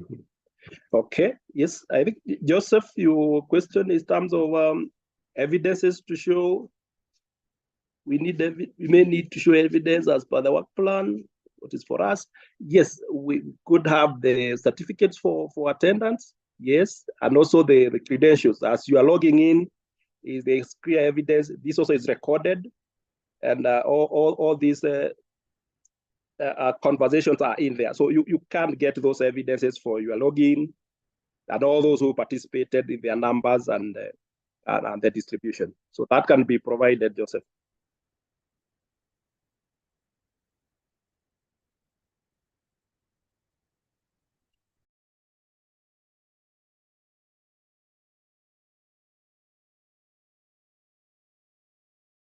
Yes, Moffat Omondi, you have an issue with the STI strategy for concurrency. Yes, you can share that with us. We have emails. You can share that. We should be able to give you comments and help you in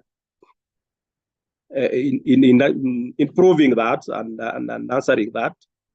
So it's true. You can share your draft STI strategy for concurrency. Exactly. You have our comments that we should be able to do.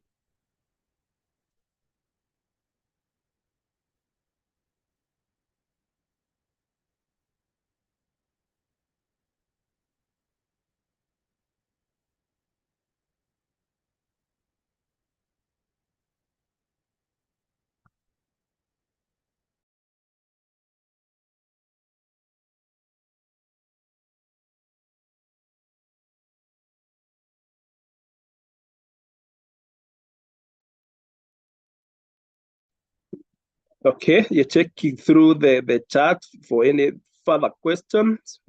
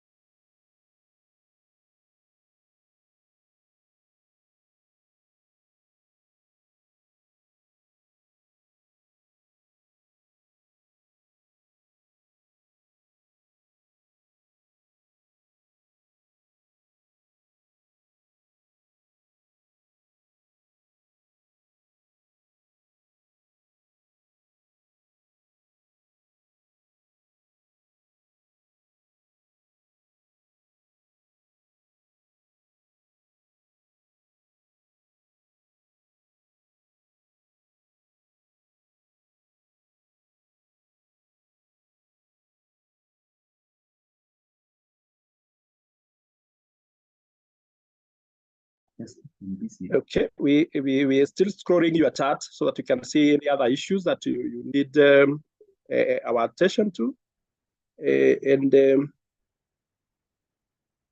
If you still have other comments, you can raise your hand, you can put them on the chat as we transit to the next presentation.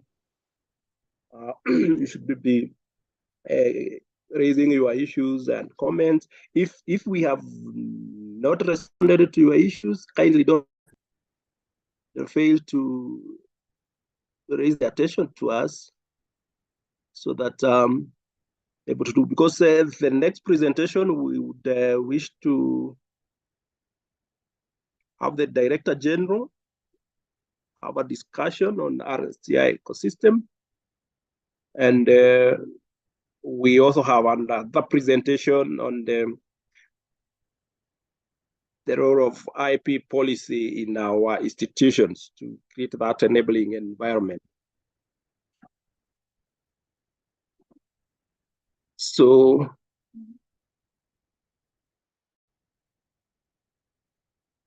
checking for your further comments, questions.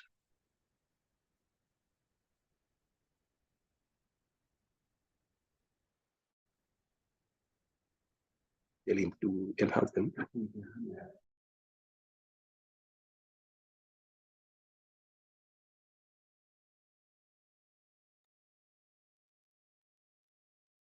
So at this juncture, ladies and gentlemen, in case you have any question as we wait for the presentation from the Director General, if you have any question, probably we wish to raise, you can raise your hand or any clarification on the 3 presentations that have been done so far, the overview, the STI mainstreaming, the STI strategy template, and also the reporting, so that probably we can exhaust some of those issues as we wait for the next 2 presentations, one on by the Director General and sometime later on IP, intellectual property right.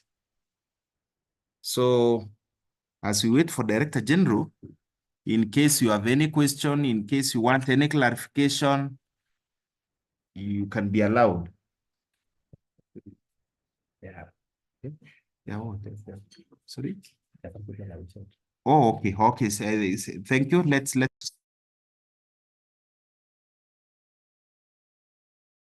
Thank you, Jovan. Okay. I can see you are concerned as well, Rispa Hanani, about LBDA. I think your concern is as well. You are developing your strategy. Again, this is to let you know we are just an email, a phone call away. Share for us to give you comments, further guidance. So we're able to engage you on that. Arnold Jaggi, your issue is about what? Presentation. Yes, this material, training material, will be shared, and the recordings for this discussion as well. Share the links, because it is on the, you can make good use of the material, so that you are able to catch up with all those issues. Because the SSS, all these things we need to make things easy for everybody, and it's our role. It's our duty to facilitate your all these processes, all this engagement at any time. Feel free, our door is open. This quarterly our commitment, just in that effort. But in between, you can always engage us, and we should be happy to assist you.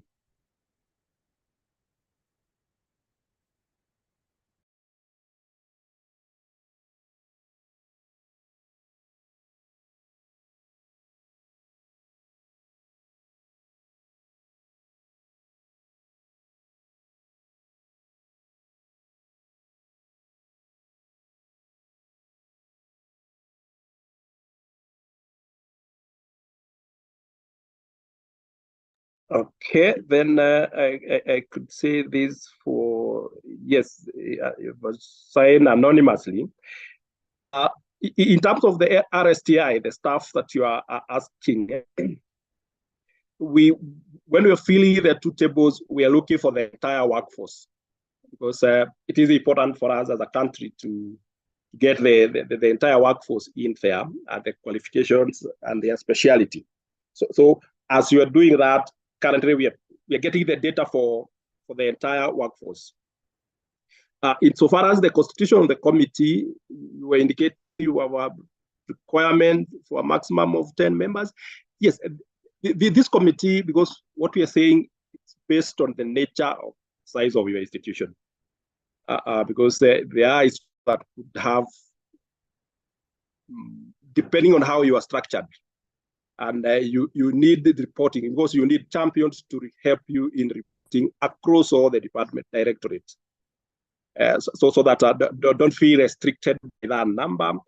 The STI committee, you only need, the requirement is a focal person who is the chair, but the champion, you can have them across, because these are people who are helping in the reporting across across all the directorate division and the like. You should be restricted to the 10 number.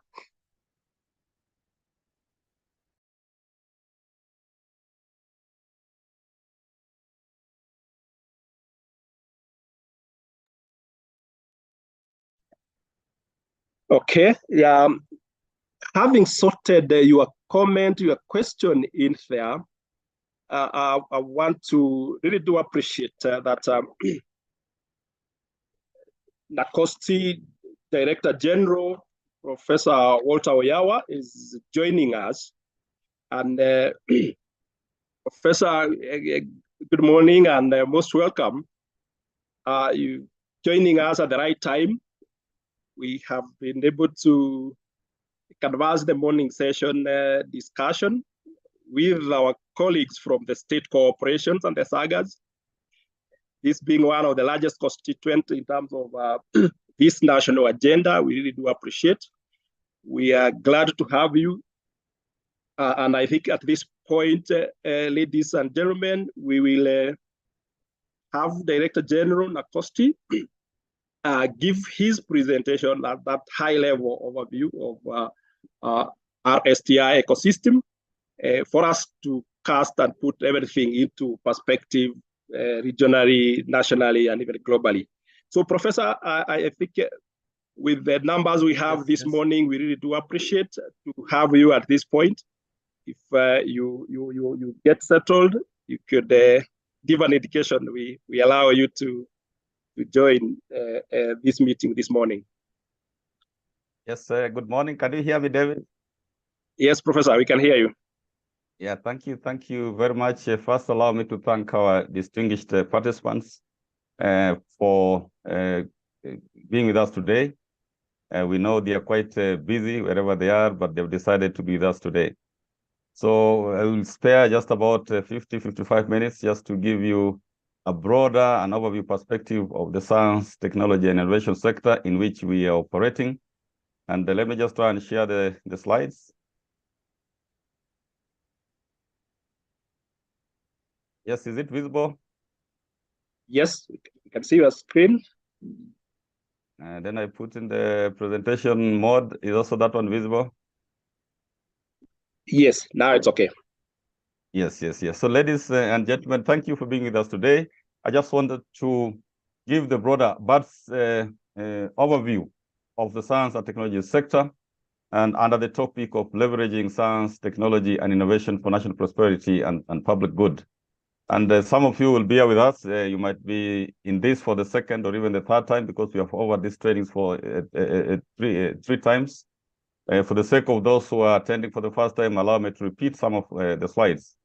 But from the outset, allow me to also mention that matters of science, technology, and innovation are being canvassed at the highest levels of the UN and governments globally. And it's generally now regarded that science, technology, and innovation is a game changer, especially for the realization of SDGs. And if you have been keeping track of what the government have been saying, especially His Excellency the President, you will also have found out that matter of science, technology, innovation is right at the center of government, and is meant to enhance services and to strengthen public confidence in government.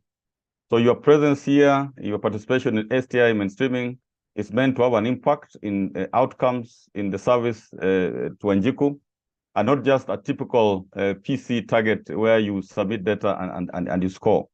Because we have been guided that at the end of this process, we are supposed to document what is the impact that science, technology is doing, what is the impact of STI mainstreaming. Otherwise, it will also be retired if it doesn't show that it has an impact in the MDS that are there. So under that, the first slide I always start off with is as regards to the African context. That is, we have so many resources, and yet the output from these resources is much below. Probably time has come that we rethink. You have seen what is happening in the western part of Africa, where people are talking of their minerals, of the resources, and they need to use that. So that is a question that affects each one of us, even in Kenya and within the East African region, that we have so many resources, and yet we contribute just 2% of the world research output. 2%, you can imagine, just 2%. And we account for only 1.3% of research spending. We have not invested on research. I'm sure many of you would be really keen to have funding for those in the universities, research institutes, even state corporations now. We have like the National Construction Authority, which has a very strong arm of research. And the KENHA and a number of agencies, by the way, are coming out very strongly. KenGen, for example, coming out very strongly with research departments, research and development departments, which are very effective. It is also on record that Africa produces only 0.1% of all patents. And the bigger question, why are we allowing our resources to either remain dormant or be used elsewhere, and yet our people are suffering? So the purpose of this STI mainstreaming is to really infuse matter science, technology, innovation in literally all your undertakings, to invest in it, because unless you make a deliberate investment, then it's very difficult also to get an outcome. So it's more of an investment rather than money that goes in and out. And very quickly, I have just a slide that shows the countries that have invested heavily on matters of R&D. And you can see as they invest in R&D, and R&D means research, science, technology, innovation. As they invest in this, you can see also their leadership globally is fast-tracked. And the first countries like Israel, which spends about almost 5% of their GDP on R&D. Second is South Korea, which is globally known technologically. The other one is Japan. You can see the US, China, and Canada. All these countries have deliberately invested, set aside funds. And this is the message that you and myself would want to convey to our key decision makers, that unless we make a deliberate investment on matters of research, matters of science, matters of technology innovation, we might not go far. Currently, our agency that disburses funds for research is the National Research Fund, as you are aware, and their budget, literally their capitation is around 330-something million, and probably half of it is used for administrative and staffing costs. So what we are left with is a paltry 100 or so million to distribute to all of us, to you, to ourselves, to universities, and all the sectors that are there. So one of the aims or outcomes of this STI mainstreaming is to have a common voice up that time is now for us to make a deliberate investment. And I know this government, the current government, has really stressed on their desire to invest on matters of research, science, technology, and innovation. I also want to say that this STI mainstreaming on matter science is well captured in the Constitution, Article 11. The Constitution emphasizes the importance of science and technology just move this, yes. Importance of science and technology in the knowledge-based economic development. And the rest is also there. It's also one of the key enablers of Vision 2030. I think that's for you to read. But really, science, technology, and innovation mainstreaming has been captured in policy statements that have been made by the head of state. I've shared this before, but those for the first time, right from 2015, he made some key, His Excellency made some very key statements that if you read deeper into them, it's really literally directing us to undergo a science, STI mainstreaming or infusion of science, technology, innovation into the activities of each of our agencies. In 2015, he said, we are living in a new age, an age of science, technology, innovation. An age, that word age is a key word. Literally, it's like we are in an age of science, technology, innovation. So if you are not in it, and in the past 2 years, there were some agencies who are asking, are we really in this PC? Because to them, the understanding of NACOSTI is that we regulate or do matters of research. But if you read the act very well, we regulate the entire science, technology, and innovation sector and advise the government in matters thereof. That is the mandate that Wanjiku gave us through Parliament, and that is what we are trying to implement. If you look again his statement in 2019, this is before he even became a president, that we have to scale up our engagement with science, technology, innovation, especially among our youth. Then he says, science is going to rule the future and you have to be ready. This is what we are now doing. We are into that future, and we have to be right inside it in whichever way. And we strongly believe that literally everybody, every state corporation has something to do with science, technology, and innovation. We are familiar with what happened in the COVID-19 pandemic.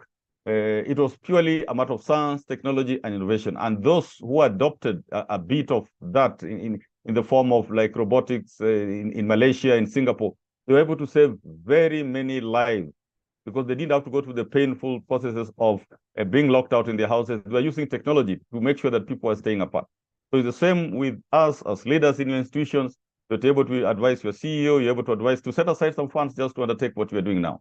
And very recently, I think His Excellency, I think that was last year, he says Africa must consciously place science at the center of its planning. What is the meaning of at the center?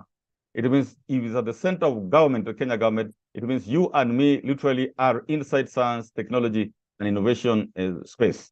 And he says that Africa must increase funding for research and work with scientists to generate fresh data and ideas that can guide policy interventions to drive economic growth. He has not only made statements, but he has gone ahead to really commence movements towards delivering on his mandate. And one of the things that he did in Executive Order number 1 and also in Executive Order number 2 was to establish for the first time in this country the Presidential Advisory Council on Science and Technology, which is meant to mirror the other one chaired by Honorable Dr. Ndi. So you can see how this government has escalated matters of science, technology somewhere. So what will be your take? How do you occupy that space so that you're not caught unawares? This is the reason that why we are here, is the reason why we are undertaking science, technology, and innovation, science, technology, innovation, and mainstreaming in all MDAs. Further, just to show you that things are moving very, very fast, and it's for each one of us to board the train. Just 2 months ago, I think this is in September, during the SDG Summit at the UN High-Level Political Forum on Sustainable Development under the auspices of the General Assembly, the UN General Assembly, Kenya as a country took on to chair a dialogue, what they're calling the Game Changers. So His Excellency was a co-moderator of a game changer that is applying science, technology, innovation, and data for transformative actions for SDG. So STI is being labeled as a game changer at international level. And based on what the top leadership of the government is saying, is also meant to be a game changer in this country. And there have been very many statements of top leaders of the country, including His Excellency. I've just been trying to track them and to find they all speak into the same thing. And the president is here saying, has called on the international community to mobilize and direct resources towards addressing impediments to SDG. The president said aligning global capital with sustainable development goals was crucial for climate positive growth. It also implies that even with the limited budget that each one of us has, you have to set aside some little money based on your capacity. Is not being forced. Like we have that request of 2% of your operational budget. It's not really mandatory. You do what you can, but let it be shown that you're making a deliberate move in your institution to really focus on matters, research, science, technology, innovation, as far as the mandate and functions of the organization are. So we are not telling you to do research like a research institute, but just to do what pertains to the functions that you have. So at very high level, it has been there. It is meant to a key enabler of in the bottom-up economic transformation agenda. If we look at the 5 pillars: agriculture, MSME, housing and settlement, healthcare. This is about research, science, technology, innovation. It's what will take us somewhere. Otherwise, we'll have external forces or external interest occupying this space, and all of us will continue just doing the basic work that we've been doing. So please assist us on this. I was able to capture what is in the Ministry of Investments Trade and Industry website. They captured science, technology, innovation so well. In fact, in the, I think, upcoming MTP4, science, technology, innovation is listed as the third enabler. It's listed as the third enabler for socioeconomic development. And it says STI is very key in raising investment across all the sectors, and the following programs are being implemented. So it's across all sectors. It's not for the Ministry of Education or the Ministry of Agriculture. It's across all sectors, even in the security sector, even in the foreign affairs sector. And you can check that website. I don't have to read due to limited time, that these are some of the key things. This is not all, but one of them, if you look at the third from bottom, is STI Performance Management Framework. What we are being required as NACOSTI and other players in this, especially in our role as regulator, is to be able to measure ourselves and yourselves that what is the impact of the science, technology, innovation that you are undertaking in your MDA. And just as part of emphasis, just to say that this is a global trend and it's a wave and it's moving. There is a recent resolution, I think of 29th July, that is last year, of the UN Economic and Social Council on the advice of the UN Conference on Trade and Development. It says it's encouraging governments to closely link science, technology, innovation, and strategies of sustainable development by prominently featuring capacity building in information and communication technologies and science, technology, and innovation in national development. Ladies and gentlemen, if you look at that, that is literally requesting all governments to infuse science, technology, and innovation into national development, which concerns everybody. And this is the reason why we have encouraged literally all the MDS now are on board. We told them it's not just about research, but it's across, it's the STI sector and what they do. Further, I have just picked out again, 4 months ago, a statement from the report of UN Secretary General's report on SDGs. One of the things that we hope this STI mainstreaming will achieve is to ensure a whole of government approach. We have discovered, or it's been known for a long time, that institutions work alone in silos. Great institutions, like in our sector, we regulate great institutions like KEMRI, CALRO, KIRDI, ISIPE, and so forth. But these institutions work alone.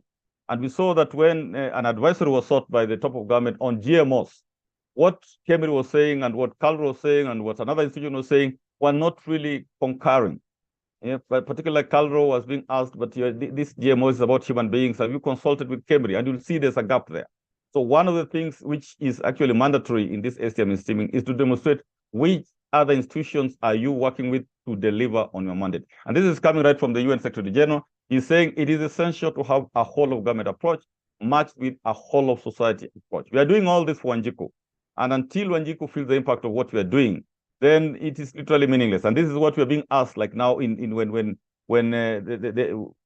us and NRF and Kenya National Innovation, we fund research. The parliamentarians were asking us, even with the little money that you have, can you demonstrate to us the impact on Wanjiku? So this is a question to, and the COSTI is a question to yourself. Are you able to quantify, if you're asked today, in just a few sentences, that us as organization A, B, C, D, this is our direct impact on Wanjiku, measurable, and Wanjiku can actually vote. If Wanjiku is called and say, can you vote NACOSTI, that NACOSTI has impacted on your life, be able to do that. This is what we're also trying to ensure, that we're able to demonstrate to Wanjiku that we are impacting on them. The same applies to each one of us because we are a public institution. So the UN Secretary General's report also recommends the promotion of research collaboration. You can see matters of collaboration is very important. Open innovation, which is coming up in the wake of COVID-19 pandemic, knowledge exchange, technology transfer, and capacity building. This is why we have to literally work together. You cannot undertake knowledge transfer alone. You cannot undertake knowledge exchange alone. You'll find some of the things that each one of us or each of our institutions is doing is already being done in another institution. It's so much in the universities where you find University A is doing a research on this, the same, very similar, almost the same. Another university is spending money either in their master's or PhD or just a research group. doing exactly the same thing. We see this because we receive reports. We receive all the reports of research that we license, whether master's, PhD, or just a dependent research. You see that an institution A in Western Kenya is almost doing the same thing as institution B in Northern Kenya. So this working together is really important for us in this sector. Now, moving faster, I'll move a little bit faster just to save on time. The regulatory framework of the Science, Technology, and Innovation sector is captured under the Science, Technology, and Innovation Act 2013 and revised in 2014. And I'll encourage you, maybe your team will circulate, but you can easily download this act. So this act is broad. If you have seen matters of science and technology, it's cross-cutting. As much as it's being coordinated from the Ministry of Education, it is literally cross-cutting all. It's just like the National Treasury. It gives money to each one of us or each of the institutions. Similarly, matters of science technology is cross-cutting, and it's for that reason that His Excellency has established the Presidential Advisory Council on Science, Technology, Innovation, because it's cross-cutting. It's in Ministry of ICT, it's in Ministry of Agriculture, it's in Ministry of Foreign Affairs, all that is there. But the purpose, this act was established for 3 purposes. I will not read the first 2. I'll go straight to number 3. The third reason it was established is to entrench science, technology, and innovation into the national production system and for connected purposes. This is for collaboration purposes. So when a few institutions were inquiring, really, do we belong in this research sector? We said, it's not the research sector. It is STI sector. And if you want to be opted out of this target, then be able to explain to maybe the head of public service and the PC secretariat that you are not part of the national production system. If you are not part of the national production system, if you are not contributing to Vision 2030, if you are not contributing to bottom-up economic transformation agenda, then you put it in writing, and then the ones higher up will consider that indeed you have confirmed that you're not part of the bottom-up economic transformation agenda, you're not part of Vision 2030. That is the reason that we're in all this together. Ourselves, we are also not that experts. We are learning from you. We have learned a lot, by the way, over the last 2 years as we implemented this.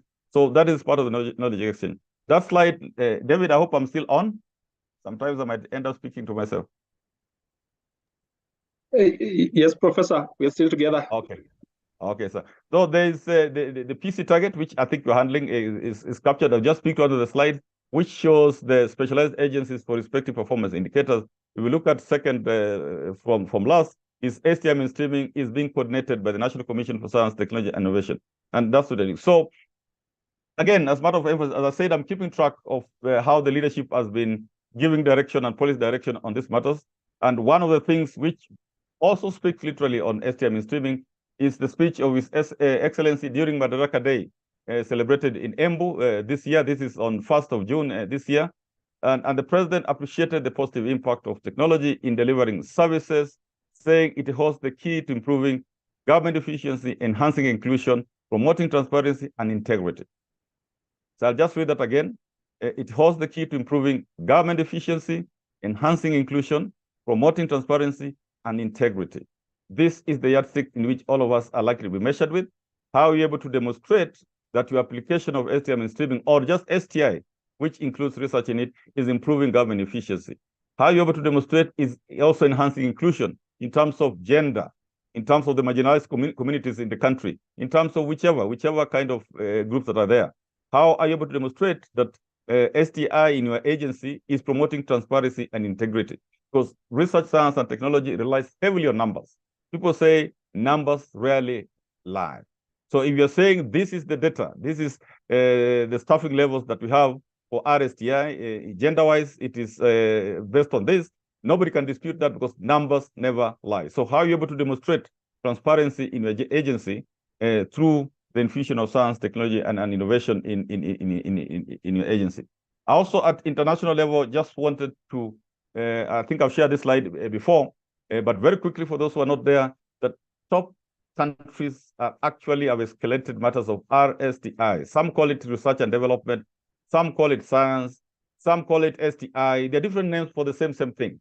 So it can be research and development, it can be science, it can be science and technology, it can be science, technology, but it's exactly one thing. At UK, the previous Prime Minister Boris Johnson in June 2021 established a National Science and Technology Council, and he ended up chairing it himself. What was the import of this, or what was the outcome of this? Because it had been escalated to the highest levels, it was able to ensure that there was an allocation of 2.27 trillion for R&D in the financial year 2021-2022.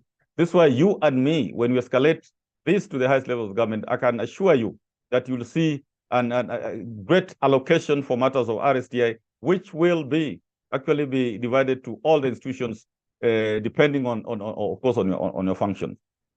And his successor, the successor of Boris, just in March early this year, the UK Prime Minister and Technology Secretary have launched their government's plan to cement UK's place as a science and technology superpower. You're using the word science and technology superpower.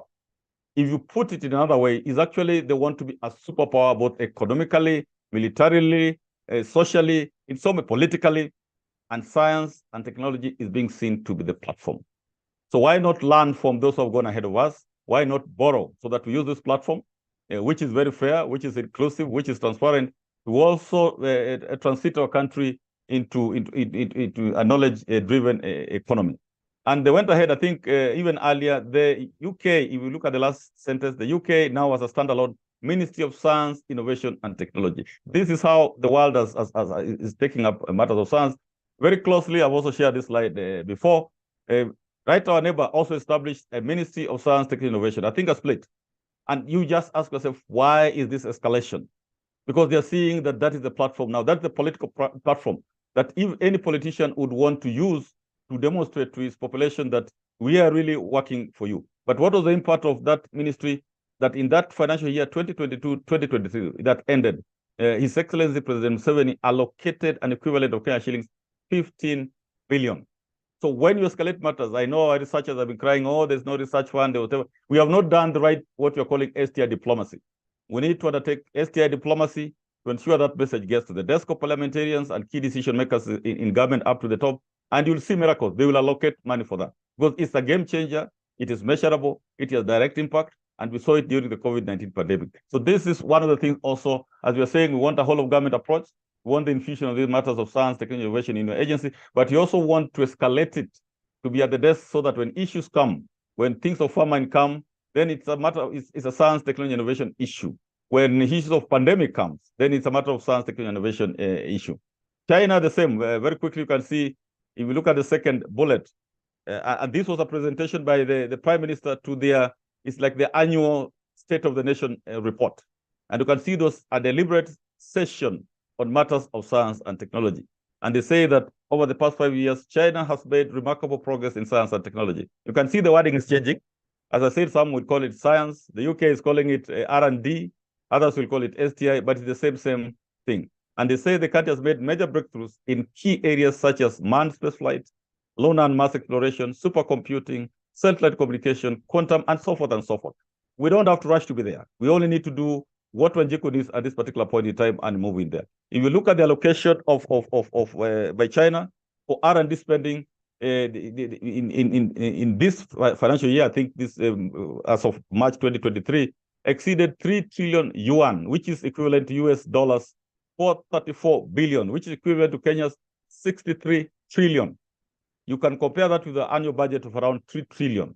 Then they're allocating 63 trillion for R&D, and it goes everywhere. It goes in all ministries.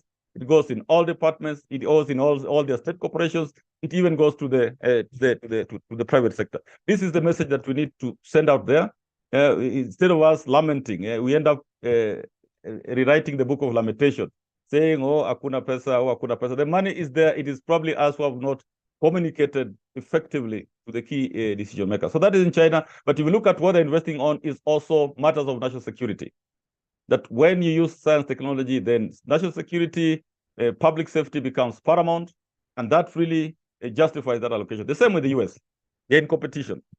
And you can see last year again in July, on August 9, 2022, President Joe Biden signed into law the Landmark Chips and Science Act, and you can Google this.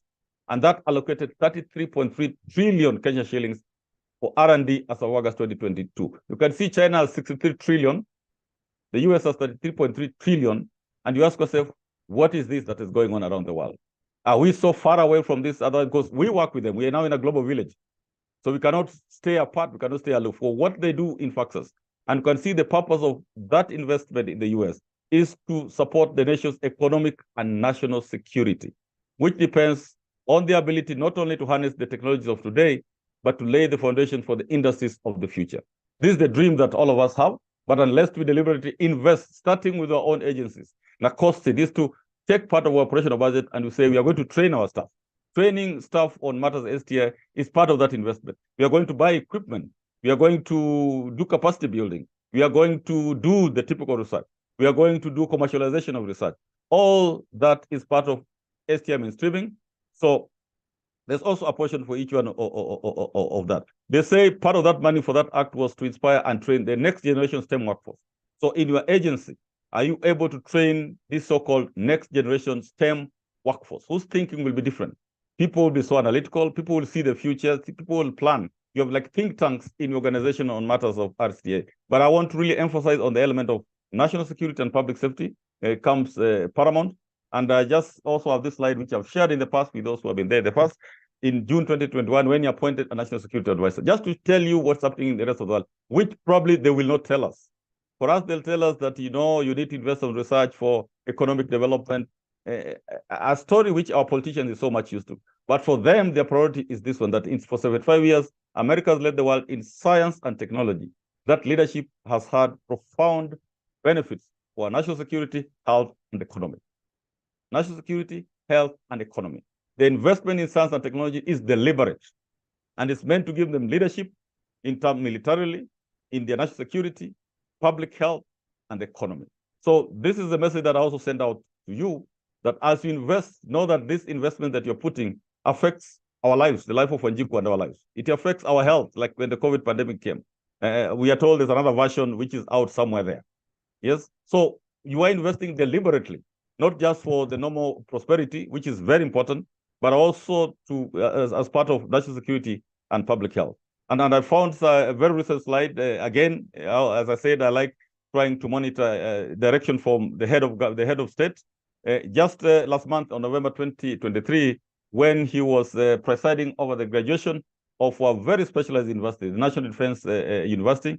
If you check, this is the first special degree awarding university in Kenya.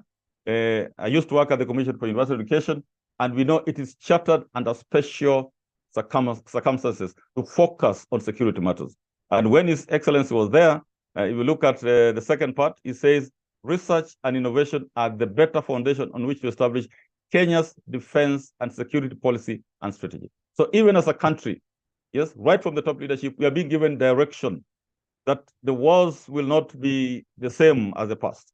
It will have to take a different approach. It will be more scientific for us to maintain a competitive advantage in the region. So even we know now the Minister of Defense is in this STI mainstreaming. The Minister of Foreign Affairs has joined it. The Minister of Interior has joined it. Those are security ministries and other ministries, Minister of Agriculture, all of them, Minister of Industry, we are all here.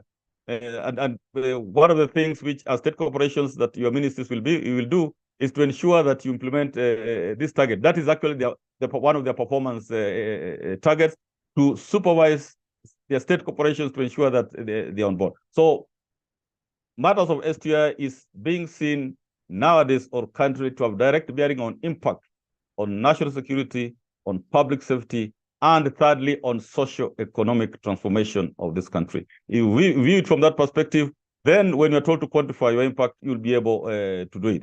I will skip some of these slides, but one of these, which again, based on demand from a number of you, there's been demand for the last 2 years that we need some deliberate trainings, we need some in-person trainings. Yes, our board has already improved what we're calling an 8-module training, which is leading to STI professional certification, starting with number 1 is STI mainstreaming. It's a 4-day training that will give you module 1. What we are doing today is just part of that module 1. STI mainstreaming in MBDS in rapidly changing times. Then it has STI policy development, research and ethics, STI leadership and diplomacy in volatile times, a very important module, by the way. Very good for the Minister of Foreign Affairs and those of you who are in matters of diplomacy. Communication, communicating science outcomes, then harnessing frontier technologies, and so forth, and so forth. So this is not compulsory. Let me repeat, this is not compulsory. Those who are interested, will put them in the press. Please, it's not compulsory, so do not tell your CEO that, NACOST is posting a no. This is based on if you're interested in, and it also is for the private sector, for the public sector, for anybody who's interested. But what is important is once you've undertaken this online training, then it is sufficient for you to undertake that STI mainstreaming. So this is just as a by the way, based on the request that we have been getting. What is the value proposition of STI mainstreaming indicator? I've mentioned a good number of them. One is to anchor Kenya as a top-notch technology innovation hub by providing relevant data that informs Kenya's global competitiveness. At the end of this presentation, I'll show you some of the rankings that Kenya falls in, which will be requesting you to demonstrate how you'll be able to contribute to each one of those rankings. Because those rankings ensure that industries find Kenya a suitable hub to establish. But otherwise, if you also perform poorly, that's when you see companies leaving and going to another country. We also hope that STI mainstreaming indicator will impart a culture of creativity and innovativeness. This is part of the requirement of Vision 2030. We also hope it will ensure implementation of whole-of-government approach. It will guarantee, at the end of it, when all of us are in it, it will guarantee enhanced national security, national prosperity, and so forth and so forth. This is our value proposition. You can critique it. You can say this is not the correct position. You can add us. You can comment. But this is what we are proposing on that one. Moving ahead, there are three core agencies in the STI system: NACOSTI, Kenya National Innovation Agency, and National Research Fund. Allow me to clarify that each of these three institutions have very clear mandates, and those mandates are not overlapping. Once in a while, there's that attempt to overlap, but the mandates as established in the Act are very clear. National Research Fund is a fund. It's like HELB. It funds, it collects funds and funds. Yeah, because the principles of administration, you cannot fund and regulate or implement. So they fund. Yes, Kenya National Innovation actually in agency is the implementer. Again, you cannot implement and regulate. You cannot implement and fund. So the crafters of the Act were very smart. They said, let's have a fund like a bank. Then let's have whoever will implement. Then let's have a regulator. NACOSTI is the regulator. Sometimes we have people or like students writing to us that, can you fund this? And we refer them to NRF. Sometimes we have people with innovations coming to us that, can you help us translate this into a commercialized project? We say that's a very good idea, but we refer them to Kenya National Innovation Agency. We are a regulator. For those who know the history of NACOSTI, it used to be called NCST. At that time, it had all these three functions in one. But later on, I think based on benchmarking with best practice globally, our roles were separated. So in the last sentence that we have there, the objective of the commission shall be to regulate and assure quality, not in research alone, but in the entire science, technology, and innovation sector, and advise the government in matters related thereto. That's why we were called to give advisory during the debate of GMOs.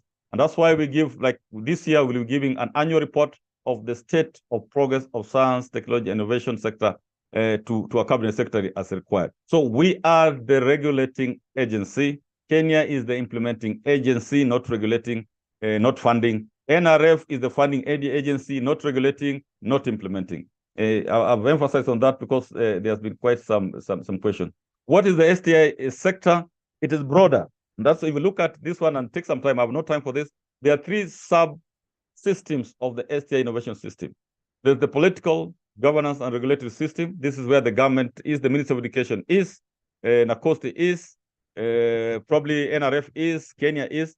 But then there's education and research system. That's another subsystem, okay? Where you have the higher education and research institutions, the schools, even high schools, even primary schools contribute something.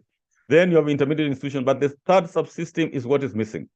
And this is, those of you in that third subsystem, the business and industrial system, were the ones who are wondering, how are we involved in STI mainstreaming? You are actually the final part of it, and a very important part, where you have large companies, where you have SMEs, where you have communities, where you have new technology-based firms, where you have startups. It is all part of the STI system. NACOSTI has 17 functions. I will not give, you can read them, but allow me just to highlight 3 or 4 out of the 17 functions. Number 1 is to develop in consultation with stakeholders. David, I hope I'm still there. Trying to move faster now. Greetings, DG. We can hear you well. Yes. Okay, thank you. So number 1 functions, developing consultation with stakeholders. The priorities in scientific, technology, and innovation activities in Kenya in relation to the economic and social policies of the government and the international commitments. When you talk of international commitments, the security aspects come in. And in this one, for the first time, which has not been done, we have done exactly that. I think we have been sharing these slides with many of you. Last week, we even sent the final version. Please take some time to ensure that you are well captured, your mandate, your functions are captured. There are 12-point priority areas, which we will write to the National Treasury, which will write to key organs of government, that as far as our mandate as NACOST is concerned, these are the priority areas. We think they're all inclusive. They have been benchmarked globally with institutions in Africa, institutions outside Africa, institutions in Asia, and so forth, where you are seeing even like number 2, STI education, communication, talent development, and next generation workforce is there. This is where you can derive your work plan. Yes, and you can easily achieve your work plan in a number of these, like number 3, STI inclusivity, advocacy, diplomacy, and policy reviews. We know when you talk of social sciences, you might have one gender to have so many of one gender. Now, when you demonstrate that you're trying to improve the numbers of the other gender, which is not so much there, then you have done number 3. We know things like mathematics, physics, and so forth. There's another one gender which is dominating that area. If you're able to demonstrate that you're trying to improve the other gender which is not there, then you have done number 3, and so forth and so forth. The bottom-up economic transformation agenda is well captured there. The 5 key pillars is well captured there. Like you can see, number 6 is GOK MTP4. Number 7 is GOK MTP4. Number 8 is GOK MTP4. Number 10 is GOK MTP4. Yeah, what you have added, especially for the security sector, is like number 9, STI for national security, public safety, and emergency response. Please take some time there. Then the other question which somebody can ask, why is NACOST coordinating all this? It is given in the Act, Section 6(1)(b). And we are required to demonstrate, when our violators come, we are required to demonstrate that we are leading interagency efforts to implement sound policies and budgets. Yes, number 3 talks of advising the national and county governments. We're supposed to demonstrate that. Number 5 is very key. We are being required to demonstrate that we have ensured coordination and cooperation between the various agencies involved in science, technology, innovation. This is what we are doing today. This is what we are doing in STI mainstreaming. What we are well known for is to accredit research institutes and approve all scientific research in Kenya. So the rest you can read, but they're quite intensive functions. We are also the national focal point to Kenya's international obligations. There have been significant benefits to a number of state corporations. I would want to urge the ones who are new, especially for the STI focal persons. We will always send opportunities out there. Like we have just come last week, we were in Geneva attending the Biological Weapons Convention. The DG on NACOST is also the focal point in the International Center for Genetic Engineering and Biotechnology based in Italy. We're also the focal point in AFRA, which is affiliated to the International Atomic Energy Agency. We're also the focal point for the Comprehensive Nuclear Test Ban Treaty Organization. And for this one, we have delegated most of it to University of Nairobi. We're also the focal point or in the governing board of East African Science and Technology Commission. Right now, I'm in the governing board of International Science Council, and they'll be holding their meeting in May this year in Nairobi, Kenya. It will be a great event. So what is the importance or import of this is that the opportunities that are there. Yeah, these international obligations, as defined by the Constitution, they become law. So when you implement things like research licensing, it is because we are trying to meet the requirements of that Biological Weapons Convention or the Chemical Weapons Convention and so forth and so forth. So again, very quickly, I think this was just our joint meeting, which we organized jointly with the US State Department in Geneva. Recently, we had a visit from a delegation from the EU Working Group on Higher Education and Research. When they come with some goodies. The only thing is that we have to learn how to use these goodies. They have, like the EU has a very powerful program, Horizon Europe, which is they have set aside, is it 70 or 75 billion euros for consortium research. It has to be led by one of their own, and then it has to get other consortia from Africa and the rest. We are really strongly encouraging any institution, the CALRO, if they are there, KEMRI, if they're there, all of you, KIRDI, if you are there, any state corporation to form a consortia to see if we can help you access these funds. This is one of the value proposition that we give to you, that with our international obligations, the opportunities that are there. And one of the beneficiaries of our being in these bodies is the Egerton University, which is now establishing a regional research center on biotechnology. And the second one after China, being supported by the International Center for Genetic Engineering and Biotechnology. This is ongoing live as we are speaking. The government has set aside some money for the GOK contribution. I think it has a budget of probably 1 billion annually. This will be a unique center in Africa, and we have gotten through those international obligations. So when we sent to you this opportunity, this was done through a call. We made a call nationally, 7 universities applied, 3 were shortlisted, Egerton was ranked at the best. So as focal points, you will be at the forefront of availing these opportunities.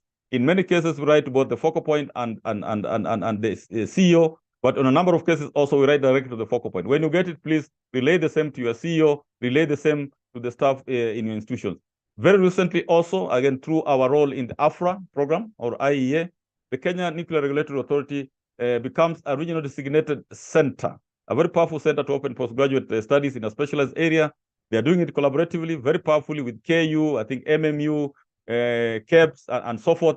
So this is the kind of collaboration that we require, that we take advantage for these international partnerships for the benefit of our institution, for the benefit of our staff, and for the benefit of our country. We also want to inform you that our Cabinet Secretary, Honorable Ezekiel Machogo, recently established what we are calling the National Research Technology Innovation Committee Consortium, which is supposed to help us and help you access the Horizon Europe program. For those of you who know about Erasmus programs, they have just advertised for opportunities. We are the focal point and accosted through the National Research Technology Innovation Committee Consortium. Please take advantage on this. Call my colleague, Dr. Ngigi, on how you can form a consortium. We want a multi-sectoral kind of approach. So it's not, if you're talking of climate change is not just about agriculture, it's not just about health, it cuts across.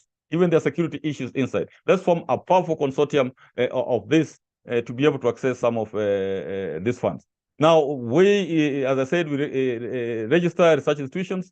There are institutions now, maybe external, which are purporting to undertake research. We are using the relevant state agencies to try and interrogate who they are. At the same time, there are a number of state corporations, and I know even our research institutions, working with a number of these very good external agencies. But what we are requesting you also is to be able to do a background check. Who are they? That question, by the way, is becoming very serious at other levels of government, what they're calling protective security, that somebody can support a student to do a master's and PhD, fund all the money, but all the data is being shipped out of the country. That's an area of concern that we need to work on collectively. Somebody funds your master's, PhD, or even your own research, or even research of one of our great institutions. But then all the data is being shipped out, including data which should not be shipped out, like the data on our genome, the data on certain things which actually have direct bearing on national security. So this is an area that is coming, and we hope STI mainstreaming will help us have a conversation on the same. So there are penalties for those institutions masquerading as research institutes in Kenya. We have not acted on this, but I think we are now being required to take action on that. The same with research licensing. We would want to urge you as focal points and champions, please ensure that all researchers undertaken in an institution are licensed. It's not about money. The cost there is very little. If you can imagine that licensing a bachelor's research or a diploma research is 100 shillings. Even the transaction of M-Pesa might exceed that 100 shillings. So please, it's not about money. It's about ensuring the security of a country. The reason we undertake research licensing, and it's not a costly staff who do it, it's done by peers, is that we want to ensure that, number one, your research is beneficial to this country. If you are doing a research which is wonderful, maybe global, but it's going to affect our national development, then that may not be allowed. It's going to really help our neighbors, leaders, or take over what we're doing, then that might not be allowed. But we'll use the relevant agencies to confirm that indeed what we are doing is going to affect us. It's going to be of benefit to our neighbors or other countries than ourselves. So number one, it must be beneficial. If it's benefiting another country, that is fine. But there has to be a way where you're able to say that it's either 50-50 kind of benefit, or our country is benefiting more than that other country or countries. The other one, it must not affect national security. Yes, you've seen people, we have a situation of some cassava, which is poisonous. And if you Google, you'll find a neighbor in some western part of Kenya or eastern part of Uganda who actually intentionally planted the poisonous cassava because the neighbor's children were stealing it and so forth. And the children died. That is converting science and technology to harmful purposes. So our research should not affect national security, should not affect lives of Kenyans. This is in the Act, the STI Act. It should not affect the culture and IP rights of our communities. This has been a big issue. Our Maasai, our Rendile, our Ogiek, having a lot of certain cultural rights, which are being transformed to scientific patterns where they no longer can access it. I think you're all aware of this, the Shiondo issue and so forth. This is the reason, one of the reasons why we request you please submit your work for licensing we're able to document. But the other reason is also to tell you that this research has been done elsewhere. So either improve on it, but do not do the same. Fourth reason, it helps us meet international obligations. Then the issues of nature, environment. I think I've spent almost 40 minutes. So I have 10 more minutes. I'll rush. So please, matters of research licensing are very keen for our survival, especially in the wake of COVID-19 pandemic, where people can use just a simple thing to destroy a number of people. And very closely connected to this, there's this issue of dual-use research of concern. You can Google it, but I'm sure the experts amongst you, this issue is now taking up precedence. Like in the meeting that we are in Geneva on Biological Weapons Convention, it was an issue which was richly discussed. Dual-use research of concern is a research that is intended to provide a clear benefit for progress to humanity, but which could easily be misapplied to do harm.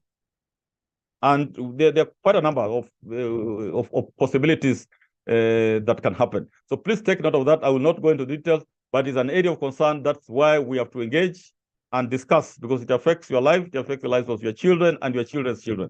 Our posterity, our future, depends on what we do now. We might do some things which affect us significantly in the future. And when we talk of now dual-use research of concern, I just picked this. This happened in October, where the African Union Commission has fallen victim to cybercrime.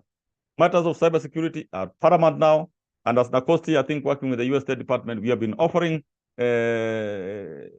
trainings, I think, for free for selected. So some of our institutions have sent us nominees in which we have trained them on matters of cybersecurity in collaboration with the US State Department. This will continue.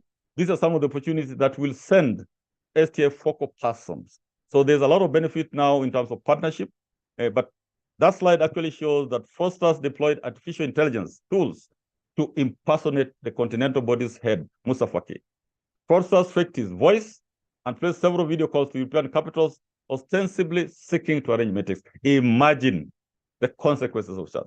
Somebody impersonating one of our top leaders and taking the country. Even imagine security-wise what would happen if somebody gives directives which are not genuine. So technology has become is good for development, but it's a serious matter of concern. And that's why we need to work on this space together. If you're an agency which is in charge of checking on such matters in the security sector, we would really want you to collaborate, and we share experiences with those in the academia, those in the industry, and those in the mainstream government. Another one which is to do more with ethics. I also just picked this one 3 days ago, December 14, 3 or 4 days ago. Chinese, it's happening, I'm told it's spreading even in the US. Chinese monarchs use AI to digitally resurrect the dead. Yeah, when we lose our beloved ones, it takes quite some time to settle and to move on. So many times, like the Chinese who maybe annually, at least I know of Japan, who invite the ancestors annually to come back and visit them and take some food with them. People are moved to the next level where they're even creating videos, real-time videos of using AI with the same voice of that relative who passed on in a way that you feel that is almost alive. It helps console them. But I'd put it to you, have no answer. Ethically, how would you classify? When you have a video and it's like you are departed person, you are engaging with him or her, it's like literally he or she has not passed on. I have no clue how to judge on that one, but it helps on emotional needs. So these are some of the things that technology is availing. Some are very good, some are very bad, some are in the middle. We do not know whether it's good or bad. And this you can Google very easily. But the other one which I've shared before is the fifth industrial revolution, where they're manufacturing body parts. You can manufacture your ear, your nose, your hand, and the latest, they're printing a heart which can pump. Yeah, printing, literally printing with the type of printer. So this is not new nowadays. I think you're all aware of this. And the first person fitted with a 3D printed eye is there. Mr. Steve was from the UK. He's very happy. You can see the eye can see normally is printed. Again, it brings in the ethical issues in research. It brings in the security issues in research. Like if Oyawa went to some other country and I came back with a printed nose or a printed tongue or a printed throat, do I need a security checkup to ensure that that throat is real? Then what are the dangers? Whoever is giving me that throat or nose or heart, has he or she programmed that throat that Oyawa will disappear after 2 years so that when it just comes on that particular date, my throat fuses and disappears. So these are real issues. And we hope our great institutions like KEMRI, if you are here in this meeting, please speak up this matter. CALRO, HIRDI, our great research institutions. How do we keep abreast with what is happening? Otherwise, we'll all be walking the streets, and you do not know whether I'm a real person or not. Probably all my body parts will have been treated. What I know, they cannot treat my spirit and my soul. This is happening now, and we need to be alive to it. What is called Society 5.0, where technology meets the mind, it meets human being. That is another area of interest. The other one, which very quickly I also picked up some of the things, this matter of climate change, air pollution. There's some researchers, I think in the US, were able to document that when the air is polluted with is it 1 microgram of something, the stuff, the particulate matter that is harmful, that for every 1 microgram per cubic meter, the daily suicide rates rose by 0.5%. The suicide levels in this country have increased, and it could be an area of interest to those of you in that area. Is it true? Why are people getting more stressed? Why, especially those in the security sector, which is very alarming? Why are people either committing suicide or doing some murders which you cannot explain, like somebody extinguishing his or her entire family? Is there something that is causing this? Some might say Nicaragua. Well, if you can research and confirm Nicaragua, that's also okay. But could it be something in the air that is causing us stress? Could it be something, the foods that we are eating? And when you talk of the food that we are eating, this again was a research by Kefis. I presented this in the first. How safe is our sukuma wiki? Okay, when you go to the supermarket nowadays, we don't know. So again, the agency which is supposed to check on this, we pray that this will be in your work plan. Like Kenya Bureau of Standards are aware of this, they are saying on this, and we have been working very closely with them. I think part of their team has been joining us to Geneva, and their work is in their work plan. Are they able to set aside some money for inspectors who randomly go through e-commerce market, supermarkets, just to sample the foods that are there? And this is very alarming because I think just in April this year, this is from, is it KEMRI? A recent study by the Kenya Medical Research revealed that the contamination of raw pork and poultry is a cause of concern. Who is taking on this? KEMRI has done its part. It has revealed there's a danger. Who is now supposed to follow up on this? Or you and me, are we supposed just to continue consuming this? Are we dying slowly and we do not know? This is where I was saying that matters of research, science, technology, innovation has direct bearing on our public safety, our public life, on our survival, on our social life. You never know whether this is causing madness. You never know whether this is causing the stress levels, which is leading to suicide. We need you experts there. As Nakosti, we can also only shout loud, like the prophet was shouting lonely in the wilderness. We can only shout loud that there are areas of concern that affects you, affects me, that we cannot continue to ignore. Because if we don't take something, we will perish. And there's a lot of data. The maize, the flour that we buy, the aflatoxin levels. And I remember we had our team engaging and training the National Cereals and Produce Board. That are you aware that you are directly linked to these matters of aflatoxin? Have you taken special measures? And I know they have done something on it. Where again is more of sampling, being able to sample continuously to check that what you're consuming is okay. That can be a very good working plan for CALRO, KEMRI, National Cereals and Produce Board, and a number of you. This is what we mean by STI mainstreaming. Whether you do your function and it's documented and it's measured, and you're able to tell us that before we had data that this quantity or kilograms or tons of maize flour are contaminated. Following our inspection, we are now able to confirm that we have reduced it from this level to this level. That is direct contribution to Kenyans, is direct contribution to humanity. So very quickly, also as part of this STI mainstreaming, I think yes, 5 or so minutes, I like keeping time. There's so much to consume, but we share with you this one. Most countries or all countries are ranked globally. There's some global rankings which are there just for fun or prestige, but the others which are direct bearing on our business environment that we have in the country. One of them is the Global Innovation Index. Another one is the World Competitiveness Index, World Talent Ranking, World Digital Competitiveness, the most technology advanced. So there's a list of about 9 of them. I think they're even in our website. If possible, we would request you to figure out where your functions will enable you to contribute to any one of them. So that one of your documentation that This is our contribution to Kenya's Global Innovation Index. The parameters are there. You can see, like for the one for Global Innovation Index, they're checking in terms of human capital and research. In fact, as we are speaking now, Nakosti, by the end of next week, we are supposed to give data from you, all the MDAs, to feed into that human capital for research, science, technology, and innovation to enable Kenya to improve its ranking. So ranking is a big issue, and we would start with the Global Innovation Index. It measures innovation based on the criteria that include institutions. I will not go into details on that. You can see the top global innovators in 2019 to 2023. In 2023, we had Switzerland at the top, Sweden, US, UK, Singapore, a very small country, a country which we are told borrowed our master plan many years ago and went and implemented it. Finland, Netherlands, Germany, Denmark, and so forth. 2022. So this is available in the internet. And you can see the top 3 innovation economies. Kenya used to be in the second one. David, I hope I'm still there. David? Yeah, Professor, you're still together? Yes. Okay, yes. So this one, again, you can Google or we can provide. This is the latest 2023 Global Innovation Index rankings. We used to be in that one called Sub-Saharan Africa. We used to be number 2. We used to oscillate between number 2 and number 3. Now we are not there. In fact, we have moved from position 85 globally, position 100. I think the impacts of COVID-19 pandemic. But the other thing is that we have not been submitting data effectively. Yes, and therefore we are literally requesting you. I think this is Kenya. Kenya is ranked number 100. And when we check on the parameters that they use for ranking, we did very poorly. You can see there are institutions, there are human capital and research, there's infrastructure, there's market sophistication, there's business sophistication.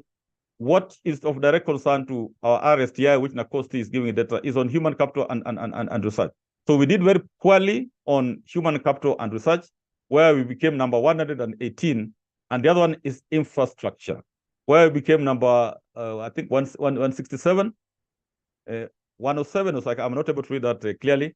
And the infrastructure requires things like ICT access, ICT usage, government online service.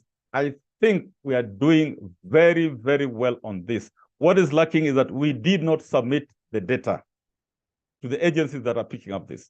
So we're asking you that when we call for data, and when the Kenya National Bureau of Statistics call for data, please ensure it's factual, ensure that it's timely, because it's affecting our ranking and therefore reducing opportunities for business in this country.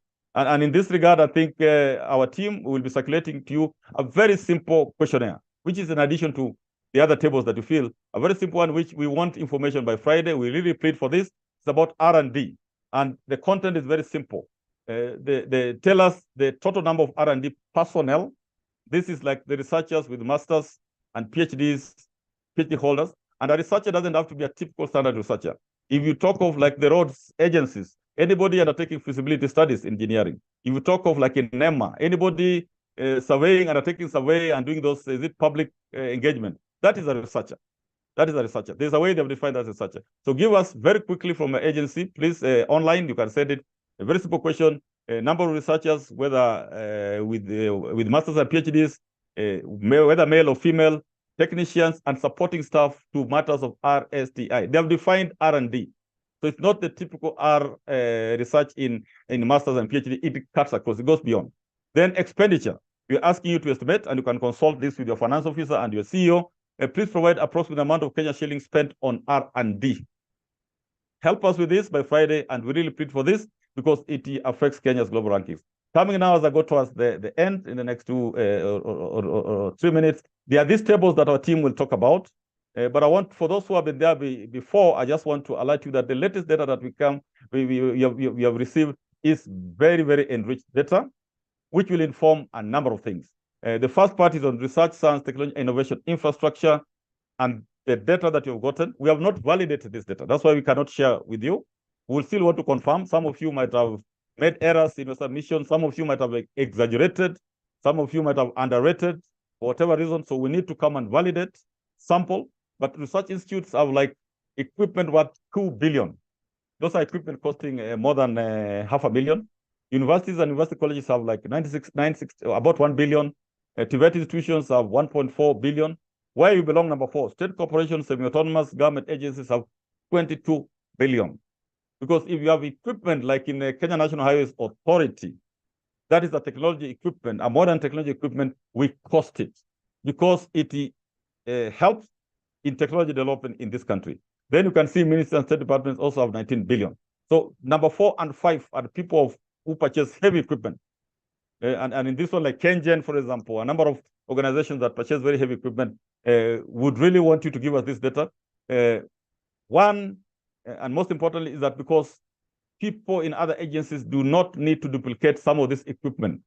So rather than invest on the same equipment, which is just in your next state corporation, you can invest in something which is not in the country and then apply to use what is in KenGen or Kirdi or Calro, of course, at a cost. So it's a mutual benefit. One, you are getting access to an equipment. The other agency is benefiting as you rent out the equipment. So there's a lot of data here. I would like to say that total cost of equipment per institution category. So you can see, like we talk of research institutes. I'm hoping Calro is represented.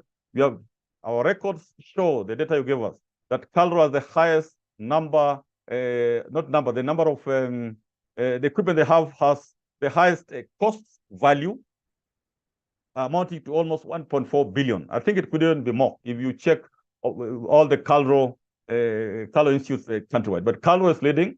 We want to congratulate you. Followed by Kefri, that is under the research institutes. Followed by Kipra, followed by this Institute for Energy, and so forth. So this is why this data is important, because you're able to know what is also available in your fellow institutions. So when you talk in terms of state corporations, no, Calro is not. Calro could be here today. When you talk of Calro is a state corporation, there's a mix-up of terminology, because Calro is also a state corporation, just like Nacosti, but we are calling it research institute. When you talk of those of you who are here, we are seeing GDC, So Geothermal. Calro come under the research institutions, huh? Okay, thank you. So we will talk with them. But when you come to those of you who are here, like Geothermal Development Corporation, Kenyatta National Hospital, you can see the kind of equipment like Kenyatta National Hospital has. Yeah, geothermal development, you would expect the equipment is very expensive. That is part of technology. It's part of innovation. It's part of science.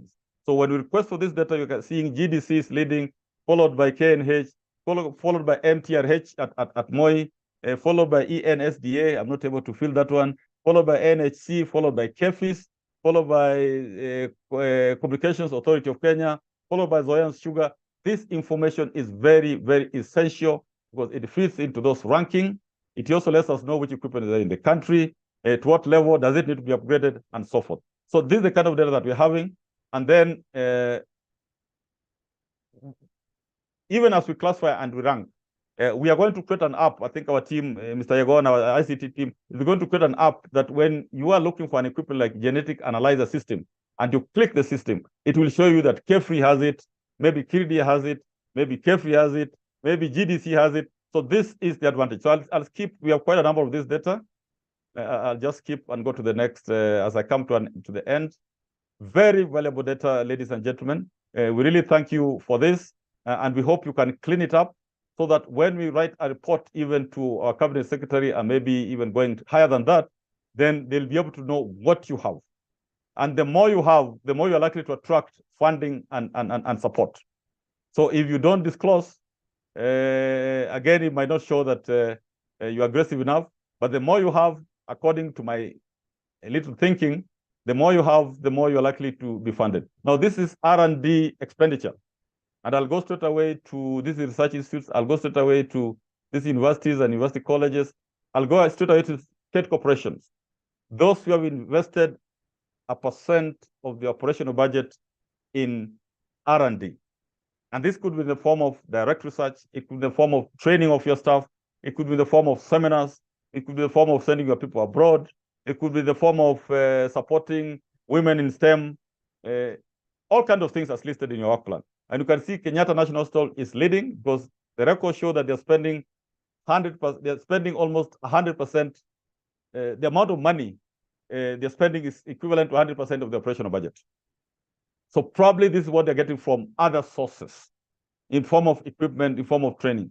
You're able to see Kenyatta University training, research and referral hospital is also spending 100% of the operational budget. This is not the total budget.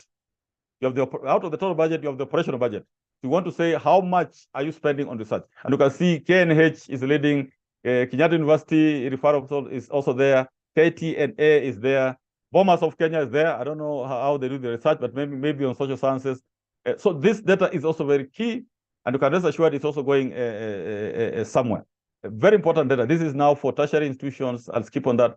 The other one is overall STI workforce. You can see the data that for the first time we're able to get the total number of people involved in RSTI, whether in the form of research, whether in the form of technicians, whether in the form of support for that work.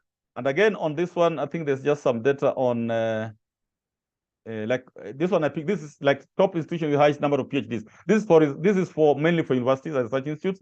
So don't worry in terms of SAGAS. But when you go in terms of SAGAS, we're able to see that National Construction Authority, that's the last column, has 26 people with PhD. And now I understand the reason why they have a very strong R&D department, because they have people with PhDs and they have to make use of them. I believe that under state corporations, matters of PhD is not so essential because you do the hard stuff, you do the professional work. So it's not necessary, but it can also help enhance your research department because things are changing, technology is changing. You need people who can be able to research on some of the changes that are happening in line with your function. Again, you're seeing Kenya Bureau of Standards as 10, KFIS as 8, NEM as 8, and so forth and so forth. A very essential data, which we can also use as an advisory to advise your agency, your state corporation. We can have a team of peers just to tell us what kind of advice should we give NCA, or KEBS, or KNQA, or KETRACO, or NATCOM, or GDC. Like GDC, we can see there are 5 PhDs, whom you need to make maximum use of, because it will not be interesting to have people with PhDs, and then you use them for the normal professional function. Like you're an engineer, use them just for design. You want them to do something beyond that one. So that's the kind of information we are getting. Again, we're having another research, technology, innovation outputs.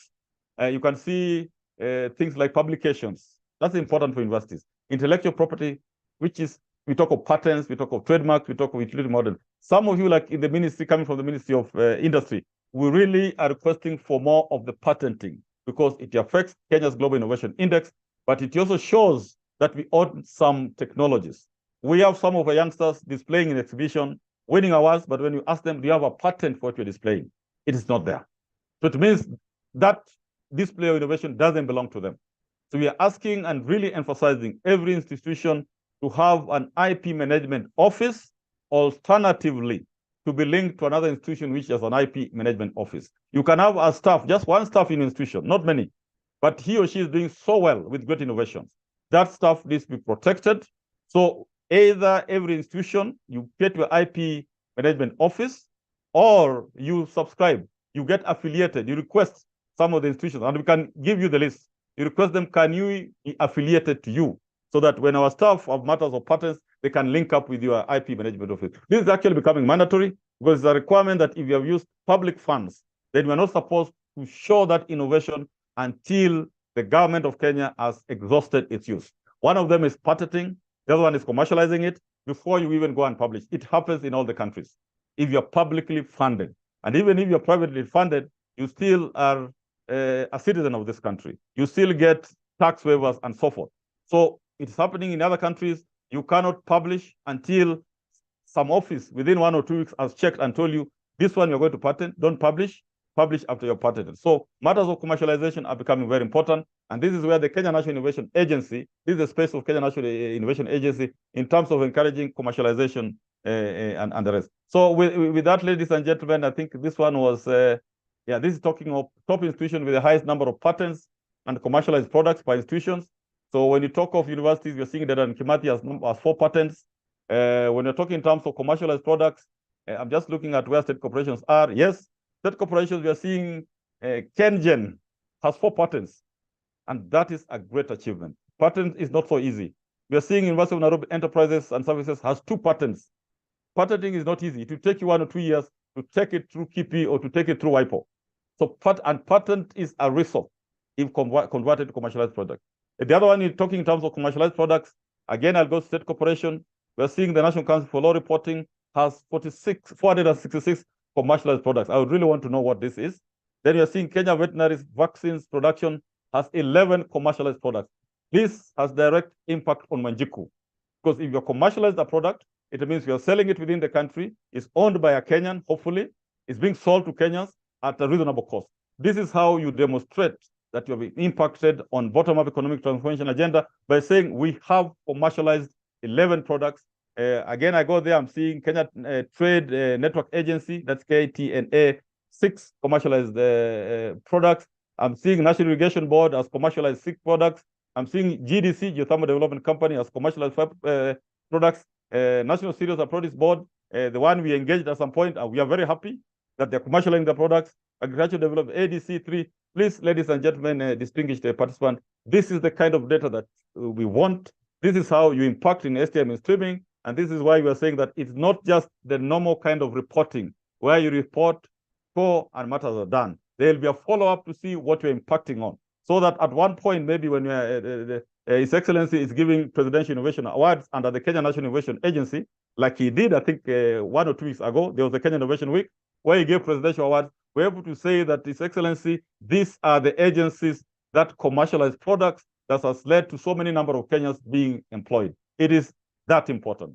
It is that important. And that's why you hear my voice. I'm very passionate about this because it has direct bearing on your lives, my lives, and the lives of our children and the future. These are the leading institutions attracting funding from the private sector.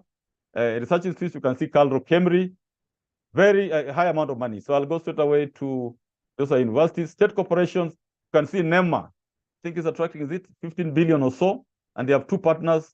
You are seeing Kenya National Bureau of Statistics. We are seeing Kentrade. We are seeing Irrigation Board. Numbers never lie.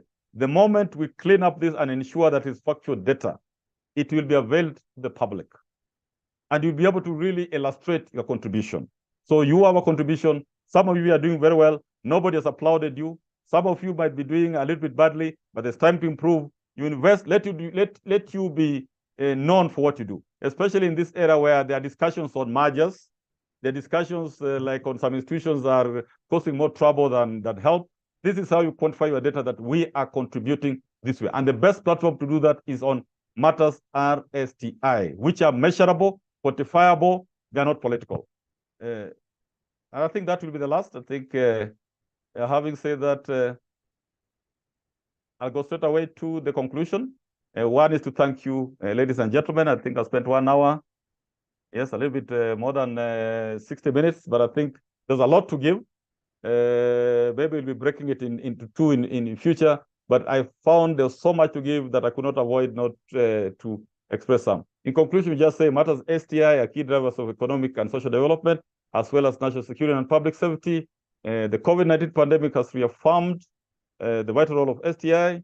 We seek to partner with the entire STI sector. We believe the STI focal point and champions have a major role to play. You are really our front. We are as good as you are. If you don't give us the data, if you don't inform your bosses that this PC target is important, again, we collapse. So we rely heavily on you. We hope to have in-person trainings for those who want, for those who can afford. It's very moderate cost, not like the other high cost, very moderated cost. It's literally more like breaking even because we'll bring to you top-notch people from within the country. Where applicable, we can bring some online.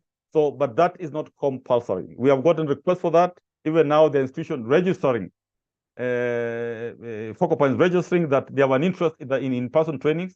We'll start maybe with module 1, 2, 3, because they can be done in parallel. So you choose the modules that you want. So with that, thank you very much. Back to you, David. As usual, I'll be able to take 2, 3 questions or comments before I leave. But I really want to thank you. Thank you so much that you are participating in this and you have maintained your presence. Thank you. Back to you. Thank you so much, DG, for that presentation and putting everything into that perspective. We really do appreciate also from the comments. Thank you, distinguished participant. We appreciate the kind of comment we're expressing. We may take a few minutes for the burning issues. If you have something you may wish to raise with the Director General, you could raise your hand. You'll be enabled to raise your comment, your question. Because on the question and answer, DG, there's only one question I've seen from Margaret, who was asking how NACOST can assist SAGAS to access funding. for R&D. Other than that, if there are anything else, we would only want to give Director General a few minutes that you can raise anything you wish to.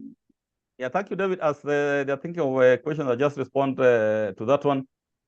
In the concluded report of the Presidential Working Party on Education Reforms, one of their key recommendations, of course, was enhancing the role of NACOSTI, Kenya, and the National Research Fund. They even at some point maybe recommending something which looks like a merger. But they were really insisting that the government gives that 2% of GDP. It's a lot of money, by the way. That's a lot of money. It's almost coming to 300 billion. But even if you are able to get a certain portion of that, like you can see, you got a 15 billion, others might have 20, 30 billion. And inside there, they have actually required that that money must be distributed to all the sectors. So that it's not just going to research institutions, it's not just going to universities, it's just not just going to debate institutions, but it's also going to SAGAS. So what you are requesting, like institutions, maybe to borrow from some institutions that I'm aware of, like National Construction Authority, which already has a strong research wing, probably Geothermal Development Corporation. There are quite a number of you, by the way, who have established a strong research wing. We need to know with that, demonstrate that, one, you're able to do research in line with your functions, but most importantly, you are able to partner. Current trend in research is on consortia approach. So if you're able to demonstrate that even we as NACOSTI, we will strongly vote for you. Yeah, the other thing that we are doing, like we're talking of Horizon Europe, for which we are a focal point, we are insisting on those who are applying for those research funds, mostly from universities and research institutes, to demonstrate to us that they've included some of the relevant SAGAs. Like if Calro is doing a research, there needs to be some other state, like KEFIS needs to be there. KEFIS needs to be there. There needs to be a number of state agencies there. If it's on matters construction, we'd want to insist that where is National Construction Authority? Where is the Kenya National Highway Authority or KERA and rest? This is what we're insisting. That committee formed by the Waziri, Minister for Education, the National Research Technology Innovation Committee, one of its roles is to ensure partnership, a whole of government approach. So we are there for you, but also you have to demonstrate that you are capable of doing your bit. Like KEBS, I think Kenya Bureau of Standards, they indicated that since we started implementing this target, they have been receiving more clients, inquiring about their role, and we're happy for that. So also share with us some of your success stories on what you want to do, what you've achieved, how this the target is helping you, for record, either sending through email, so that we're able to also communicate that. But matters of funding, I think, is a big one, and we are just working on it. So from the government side, we're struggling to get that money. But from the side of NACOSTI, in terms of international partnership, we are availing to you equally. If there are funds from AFRA, we don't send only to universities, we are sending all of you. If there are funds from ICGEB, in fact, they're funding masters, as I'm talking, masters and PhD. We don't say that, it's only universities that need masters and PhD. We are sending to all of you, so you will compete on the same platform. Any other one? Yes, I'm seeing, I wish to know the procedure of patenting or get connected to an organization for an individual that can guide on the same. This is Gesora. Gesora, thank you very much. The institution established that does patenting is KIPI. It's KIPI, Kenya Intellectual Property Institute. We are a board member there. So I have one of our senior staff as an alternate there. So we can assist you on that. But if you Google KIPI, you'll see it. But matters of patenting, they do the patenting. But patenting is a process. It starts with research, converting it into a certain stage to a certain stage. Kenya National Innovation Agency can help you with that, because they are focused on commercialization. You can't patent and just keep quiet with a patent, because you will be paying annual fees. Yeah, be aware there'll be annual fees. So you can't patent and keep quiet, because they'll be charging annual fees. It means when you patent, there must be a way of commercializing it, or is it renting it out or leasing it out to another institution and getting royalties out of it. In Europe, researchers are rich through royalties. We want to bring that, and we want a model. We have been encouraging Calro. Again, we are a board member in Calro. They have done a lot of work. They have done what is called breeders rights. But when I ask them, is there any staff there with benefit? The best they could tell me, we have a policy on how to share, but have you done even for one staff who has some innovation, and then you convert it, commercialize it, and then you start giving royalties to this stuff? When the others see how that stuff becomes happy and rich, then they'll all follow. The same happened in the university sector when we launched Module 2. Yeah, us in the engineering sector who are late to get into module 2, we suddenly saw staff in the science faculty driving big cars, taking their children to some good schools, and everybody went into module 2. Unfortunately, now it's down. So the same, we are seeing the next kind of space after module 2 in universities will be the commercialization of research outcome. So, and we are going to insist that you participate in that. So patenting is keeping a very interesting part, the missing link. So I'm very passionate when somebody is asking about patenting, we'll assist you, go to KIPI, come to NACOSTI, go to Kenya National Innovation Agency, go to NRF, and we'll get on that. Another question I would like to suggest, this will be interesting areas of collaboration with an institution like ours, KIPRA, in terms of policy dialogues and mainstreaming. KIPRA, we have been working. Anne Gitonga, are you there? I hope you're there, Anne. Anne, you're there, you can, or you have not been activated. But Anne, pass on a message that we really want to work with KIPRA.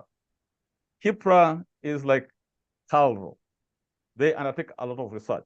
So one of the messages which I didn't want to do publicly, please fast track your registration process as a research institute. We have just had 12 research institutes approved for registration by our cabinet secretary. They include institutions like ACS. For information, even Calro had taken some time before they are registered. They've just been approved as a registered research institution in Kenya. So for us to engage KIPRA, they're doing a lot of good work. Please formalize the processes. I think your CEO and DG and CEO are a good friend of mine, Madam. He's aware that we're willing to fast track KIPRA to be registered. That will make us formally disburse a number of opportunities that are there, engage in partnership, because somehow you are doing a lot of research, but it's like you're not subject to the provisions of what is there in the country. But I would like, as you're saying, you'd like to suggest this would be interesting areas for collaboration. We are ready for that. We're also able to fast track you to register as a research institution. Yeah, any other one? I'm reading them very quickly. Kindly, certificate of participation recommendation phase. It will help in appraisal. Dr. Ngigi, are we able to do that?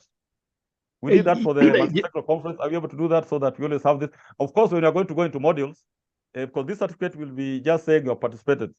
Yes. If you partake of the STI module 1, which is 4 days, very intensive, 4 days, then that way, it will be said passed exam. Although there'll be no exam, I think there'll be more of the work and demonstrations. So that only passed. This one will just indicate participation, but I think we'll also do the same.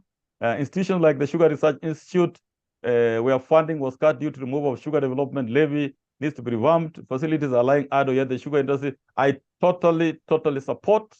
You are very quiet, Sugar Research Institute. I do not know, because be visible. Engage us on the kind of research that you want to do. I guess you're part of Calro. Dr. Gigi, are they part of the institutions in Calro? Yes. You can write a comment. Yes, part of that. Duncan, yes, back to you. I think they're part of the Calro Research Institute. Yes, we are board at Calro, and one of the things we are telling them, Calro is now registered. Very soon they'll receive the certificate of registration based on the provisions of STI Act. And one of the things when they gave us documents, we only assessed them at the headquarters. So the next inspection, which is very soon, will be to be able to inspect all the research institutes under Calro. And we'll be able to document you as probably, whether we call it sub-research institutes. And that will allow us to come directly to you without going through the headquarters. And that will give you an opportunity now to really escalate the things that you do. Before, I think a number of you are well-established institutions, and then there was an amalgamation. I'm told some of you are struggling to undo the amalgamation, but that might take some time. But Calro is well-positioned, and the CEO, the DG, is a good friend of mine. He's very keen on empowering Calro. I've always said, by the way, that Calro can feed this country completely, because we walked around, went through the research institutes. We went even the Sugar Research Institute at, I think, Kibos. What we saw there, you can feed this country. And if that gospel is picked up at certain levels of government, I'm sure there'll be good funding. Like the Gulalu Galana, Calro was not coordinating. You saw what happened. So hopefully, justify your presence in STM streaming, show what you can do with your little resources, then ask for these other greater resources. I think the sky is the limit. Another one, of course, needs to advocate for the revival of such institutions. Oh, this is now... Duncan, you're now bringing me politically. First, occupy the space within Calro. Demonstrate what you can do. These sugar things that we have been having, demonstrate you can sort them out. For us, we believe we can help link you up with other global institutions that are dealing with sugar or matters close to sugar. Demonstrate your space. The times when the government will just fund NACOSTI directly is not there. We have to demonstrate as NACOSTI the value that we are to government and particularly to the public. I hear you in terms of the advocating, but the advocation that we'll do is when we say the Sugar Research Institute has done this for Njiku, then that will really justify. Yes, thank you, Duncan. Yes, then Nelson. Oh, they're coming many now, David. All universities, tertiary institutions, and state agencies subscribe to online databases for research through Kenya Libraries, information services. These have become rather expensive, especially with the dollar rate. There's possibility of getting such funding for such scientific databases. Yes, a quick one. I know the British Council is funding National Research Fund, 12 research repository. NACOSTI, we are going a little bit beyond. We're working together, by the way. We are going to have what the AU calls Research Science Technology Innovation Observatory or watch, because a repository is different from an observatory. A repository, we keep data, and then whoever wants to access it can access it. An observatory is we keep data, but we also analyze that data to give policy direction or to advise publics. So we are going to have an observatory. As you're saying it's online, they're quite expensive. We are going to try and have what we're calling RSTI data as soon as we can. So again, work with us, keep on reminding us of this requirement, but we're working on it as we are doing. I think it's in, David, I think it's in this year's work plan or next year. It's an urgent matter which has been expressed by other stakeholders. So we are picking it up based on especially our focal point. Probably be able to access that data at lower cost, or relay the same to the, as you're saying, through the Library and Information Service, Kenya Libraries and Information Service Consortium. So we can work together.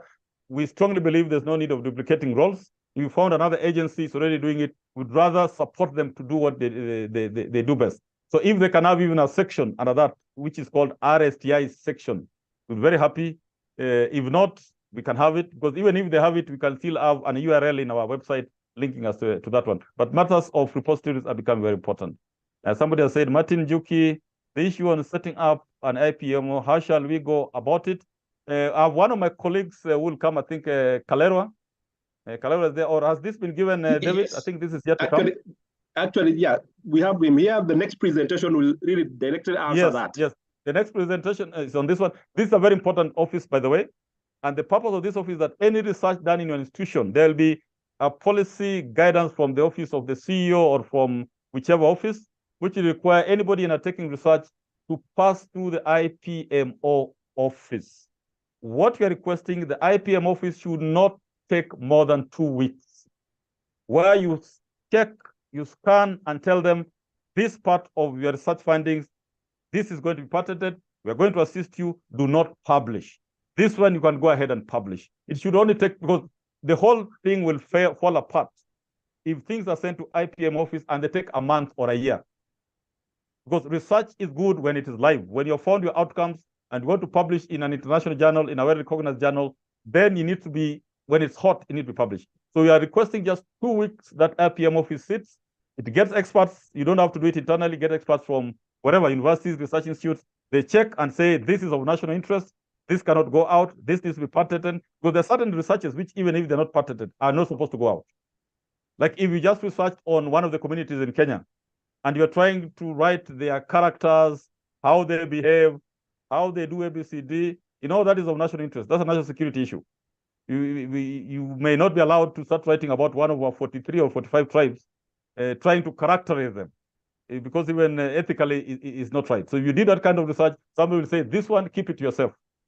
Yes, if NACOSTI allowed it, that was by mistake, but keep it to yourself. This one will be of national interest. You have discovered a gold mine under your house, and you have come out with procedures how to get that gold or how to process that gold. That one you cannot publish. That has to be taken through the relevant government agencies. So thank you, that one, Martin Juki. Those are the ones online. Any one or two directly from any of our distinguished participants. David, back to you. Okay. Yes. Thank 1 or 2 more minutes. Yeah, yes. We have Arnold Njagi, who has his hand raised up. Arnold, if you could unmute and ask your question.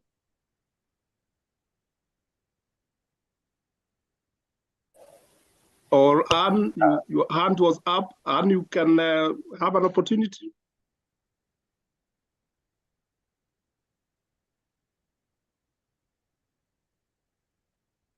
Have they been empowered to?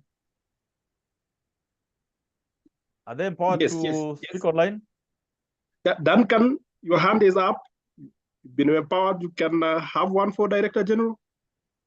Yes, I've asked some 2 questions. Are Yes, you go ahead. hearing me? Yes, we can hear you. Yes, yes. That is Duncan. I've asked 2 questions, yeah? Yes. There are institutions like Sugar Research Institute where funding was cut due to removal of sugar development levy. And this needs to be revamped because we have facilities lying idle, and government really did some very heavy investment in them. And with such policies being put with that funding to such institutions, I think that part of advocacy that you're talking about needs to come into play so that we revamp these institutions to do what they're supposed to do. For example, the sugar industry is on its knees at the moment. I think we should maybe take the lead in revamping these institutions. Thank you. Yeah, thank you. Yeah, thank you, Duncan. I think what probably the starting point will be you giving us the information that we're requesting for in one of the tables on the STI infrastructure, and then making one step more and probably having your CEO write to me, just spelling out that. It empowers me to advocate. You can also find out how you can partner with other institutions to use the same equipment, how you can get your own research to make use of that equipment, how you can even go into what you're saying, using those and upgrade and so forth. So the first point is, I hope you will be able to capture them in the table that we have, but go a little bit beyond, because we are receiving over, is it 400 MDAs?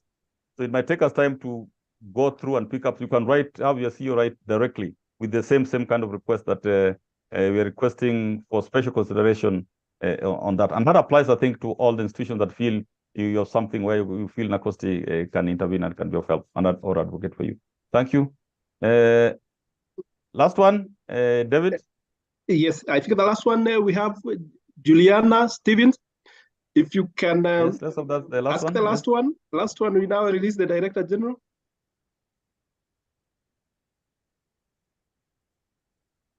Juliana, okay.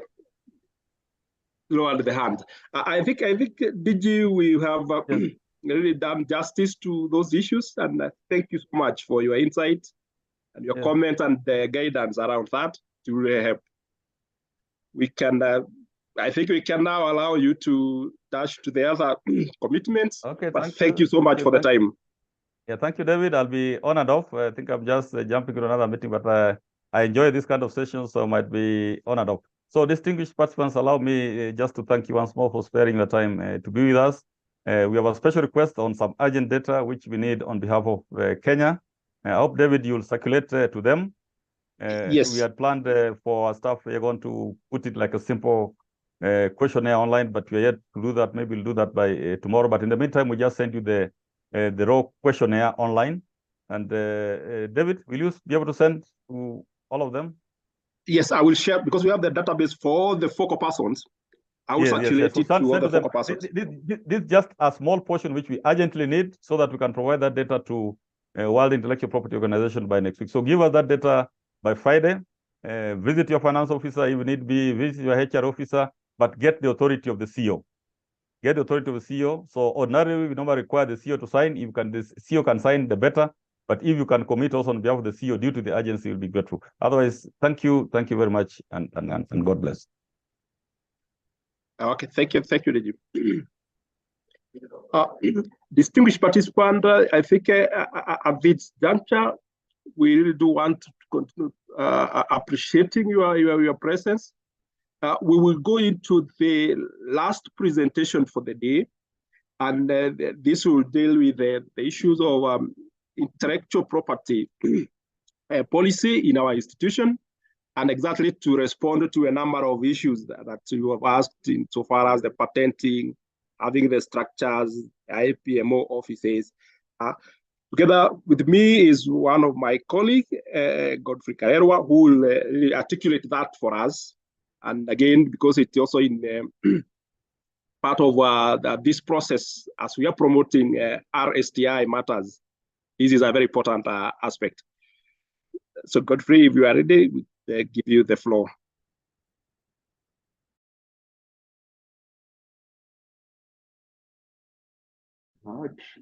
Thank you, Dr. Ngigi, and thank you, DG, for the presentation, because you have made my work a bit easier.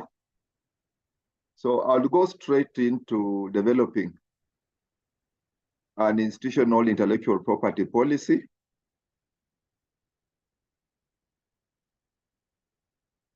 Incidentally, the slide is not moving.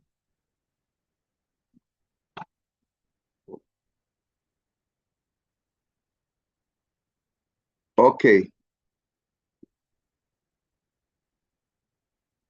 So basically, I think we all undertake matters of research and development, or we have institutions, as it has been mentioned.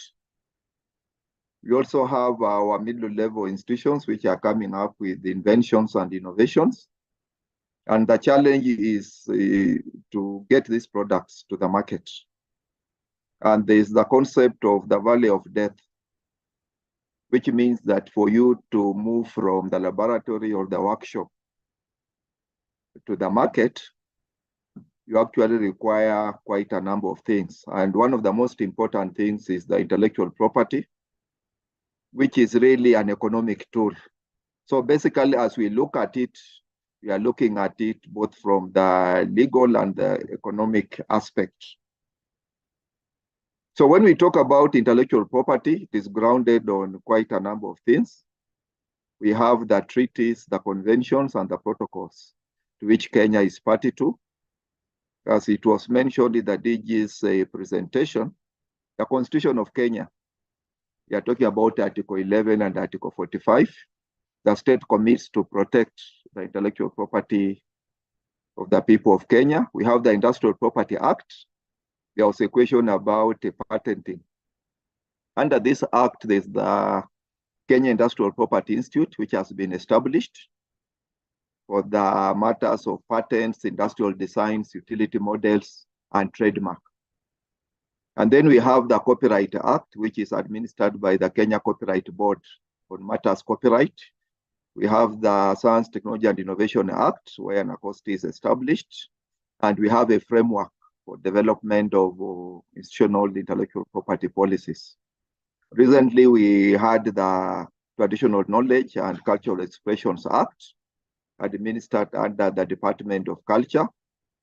The Anti-Counterfeits Act also recognizes IP, and the issue of plants and the new varieties.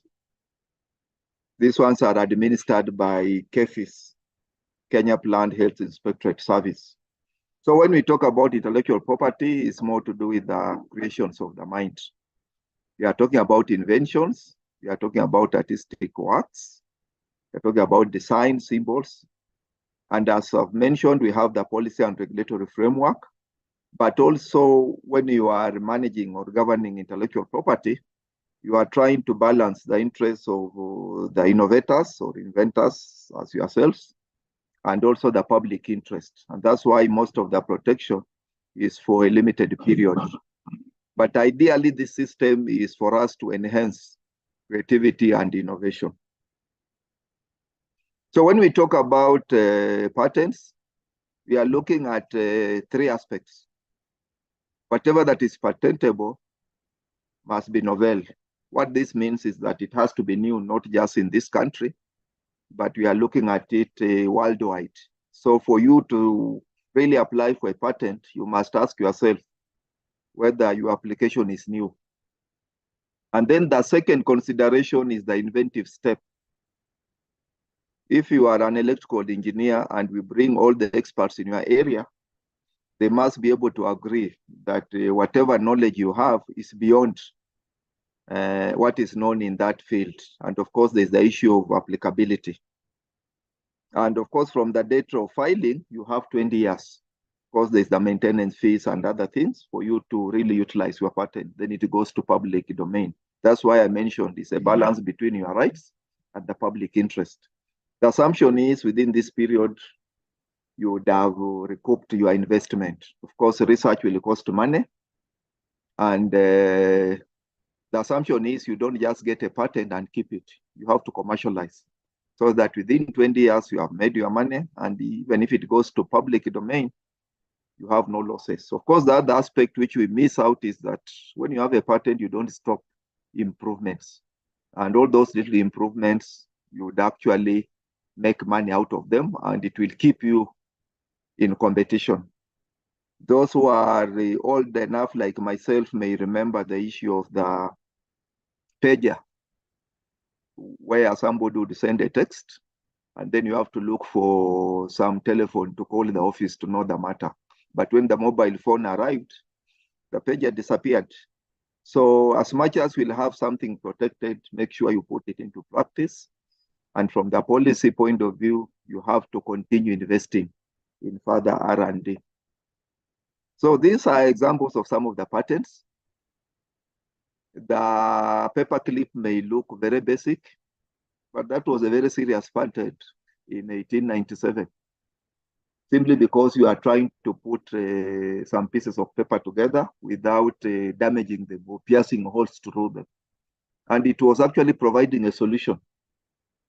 You remember there was a time if you had a check which had some hole, it would be rejected by the banks. So the paperclip has since evolved, and nowadays we have very different colors, but the basic principle is the same. The most famous patent or most valuable is the light bulb, the one of Edison, 1880. Of course, that time it was a really solution to darkness. You only appreciate light when you are in darkness. Of course, recently we have had the 3D printer, 1986. And the question is, as we progress with the patents, we need to think about how many patents we have in our smartphone or in our iPhone. And of course, it's not one. You'll find there are hundreds, if not hundreds of thousands. And at the end of the day, you don't have to own all the patents. You cross-license, and you agree with the owners of the other patents for you to make the world moving. And that's why in whatever field you are in, matters of collaboration, as it has been mentioned by the DG and even in our reporting tools, are key. The next type of intellectual property is the trademark. And this one, the simplest we know is the issue of the logos. I believe all your institutions have had your logos protected or registered at Kenya Industrial Property Institute. And the logo is simply something to differentiate you, so that when somebody sees the logo, they associate it with a particular service or product that you have. That's why when we talk about trademarks, it can either be a service mark or it can be a trademark in form of a logo. And some of the ones we are familiar with, of course, there's a Safaricom, both as a logo and as a brand, is valued very high. We have the banks, and the Nacoste logo is a registered trademark. Of course, we have very many, and logos go together in the business world with the branding. The next one is copyright, which we are all familiar with when you are doing your publications, the people of music. This is the only form of intellectual property which lives well beyond your life on earth. And if you are able to record a song, people will continue, your family will continue earning from your effort up to 50 years after your death. So those of you who want to invest for generations, maybe you think about having some music. The next one is about industrial design. When you look at the bottles or the ointments or the oils or the cosmetics, all of them come in different features. The bottles are different shapes. The Coca-Cola one appears different. The Sun one appears different. This is more of three-dimensional, and the market is very sensitive on how you package, and that is why it is considered form of intellectual property. The one which has not been used very well, although it's catching up in this country, is the aspect of geographical indications. And this one is that you may have goods from some specific areas. And because of the area, you will be able to buy that good. Of course, if you had, I normally give a good example of honey. Honey from Kakamega and honey from Makueni. As much as you may have Kakamega forest, most Kenyans may not be aware that you have that honey from the stingless bee. Therefore, we are likely to get to buy honey from Makueni, even if it is costing more, or Baringo. So geographical indication can also allow you to put a premium on whatever that you are selling. Of course, among the products, we have the Kericho Gold. People believe is of better quality. Whether it's true or false is for you to judge. We have the Pishori from where? We have the Keringet water. It still sells higher than the other water in the market, but still we have people who believe it's from the mountains. So that's about geographical indications. Of course, the other one, which is not very much used in this country, is the trade secrets. Coca-Cola as a soda or as a soft drink is actually a composition. But if they would have protected it in form of a patent, then because of the time duration, it would be in public domain and all of us would be making Coca-Cola. So they protected it as a trade secret. So it is for you to protect something as a trade secret, it must be commercially valuable. And you limit the number of people who have access. And even with these people who know exactly what is the composition or what your secrets are, you should take reasonable steps, including signing of confidential agreements, so that it remains a secret. Of course, in Kenya, it's very hard for us to keep secrets, but it's one way to go if you are sure that you can trust your teams. Why do we need this policy? And that is for the state corporation of the SAGA to ask themselves. Of course, you want to promote research, science, and technology development. You want to ensure that your products are commercialized. You want to enhance return on investment. You are spending money when you are doing R&D. But for you to get your products through with the private sector, they will want to know whether you have some policy on intellectual property. But also as staff or stakeholders within corporations, you also want to minimize conflicts so that one of your staff doesn't come up with an IP and they resign the following day. Then you discover that whatever made them resign was the potential IP that they had. But of course, from the cost point of view, you want to foster issues of RSTI. So as we look at policy development and as state corporations and SAGAS, you have been involved. Those are the steps. You must agree as an organization that you need that policy. Of course, when you don't have, maybe you agreed that you didn't have. But I think we are convincing you well enough that you need one. Then when you are formulating, make sure that it is participatory. Let it approved as any other policy for your institution, implement, review, evaluate and review. So what we are saying is that when you are considering your stakeholders, look at both internal and external stakeholders. And once you have the policy, have it disseminated.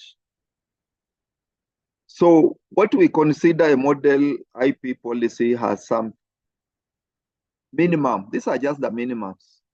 Your organization has some mandate. It's established by an act of parliament or a gazette notice. Have it in your policy. Your mission is clear, your core values, your functions.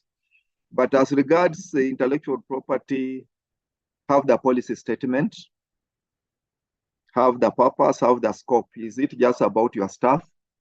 or the students who come as interns or attaches? What happens to the affiliates if somebody comes to work in your institution? Some may even come on secondment, being a public agency. And what are the objectives of your policy? What do you intend to achieve? Then administration of the policy is key, as it was mentioned by the DG. Are you going to establish a committee? Are you going to have an office which checks that whatever comes out, if it has the potential of IP, but of course, from the policy point of view, you give it some timeline for them to determine before you publish. Of course, from the constitution, there's academic freedom.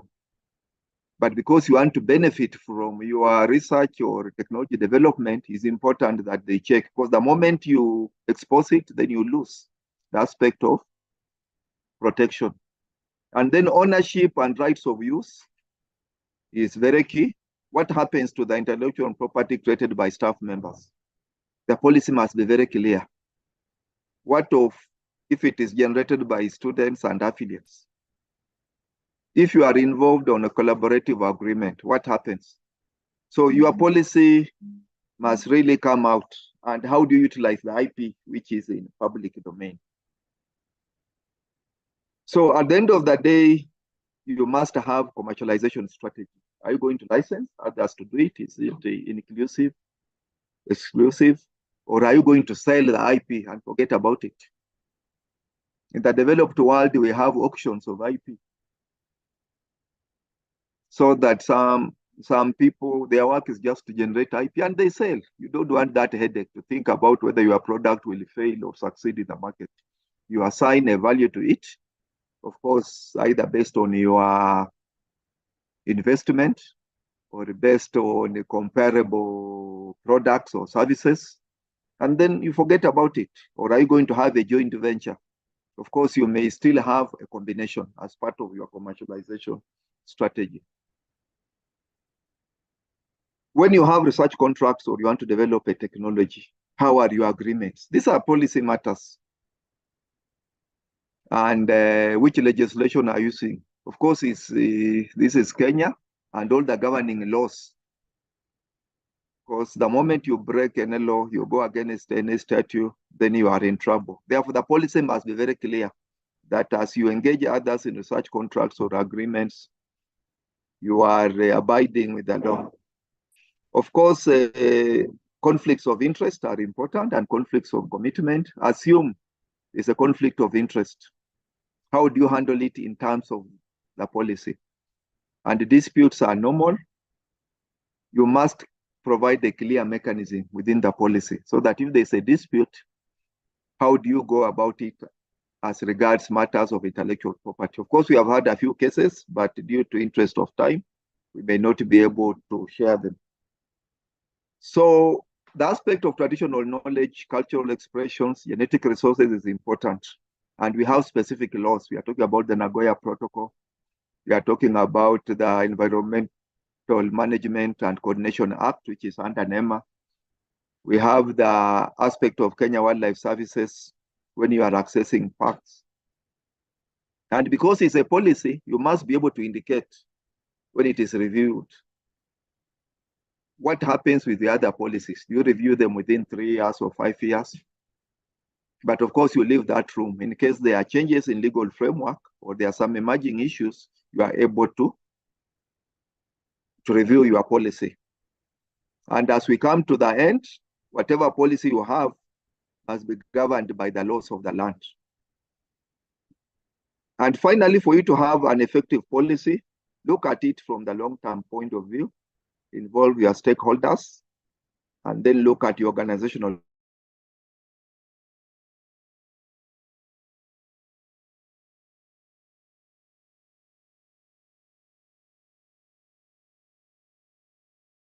a student who from the university who was stopped from graduating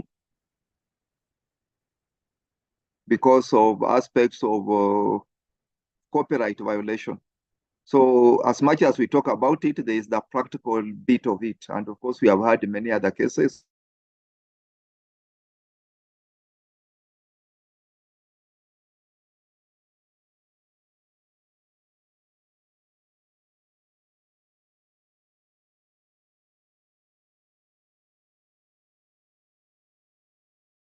the presentation on matters intellectual property.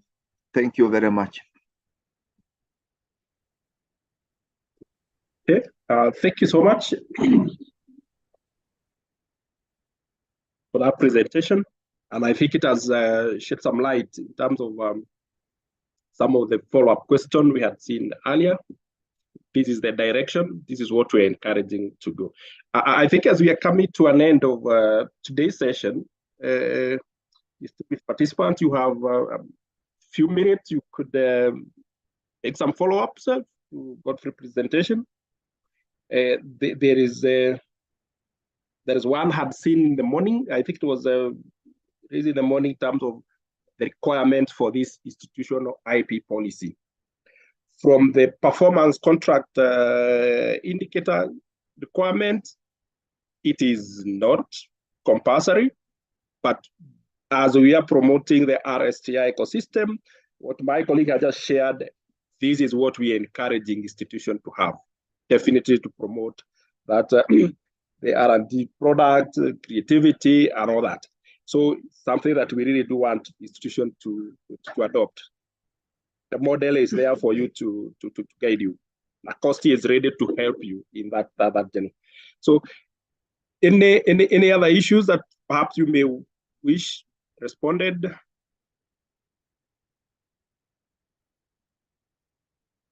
You could put them on the chat, you could raise your hand, give an opportunity.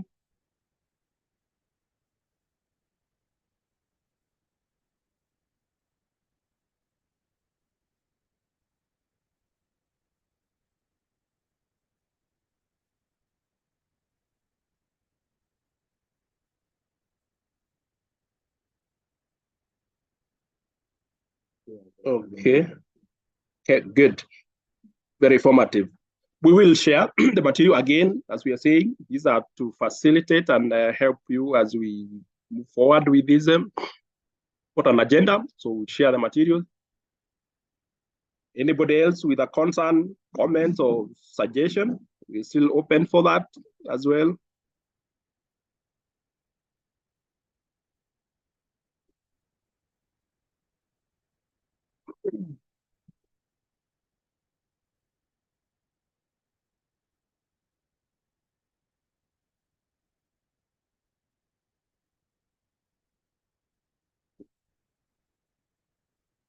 Yeah.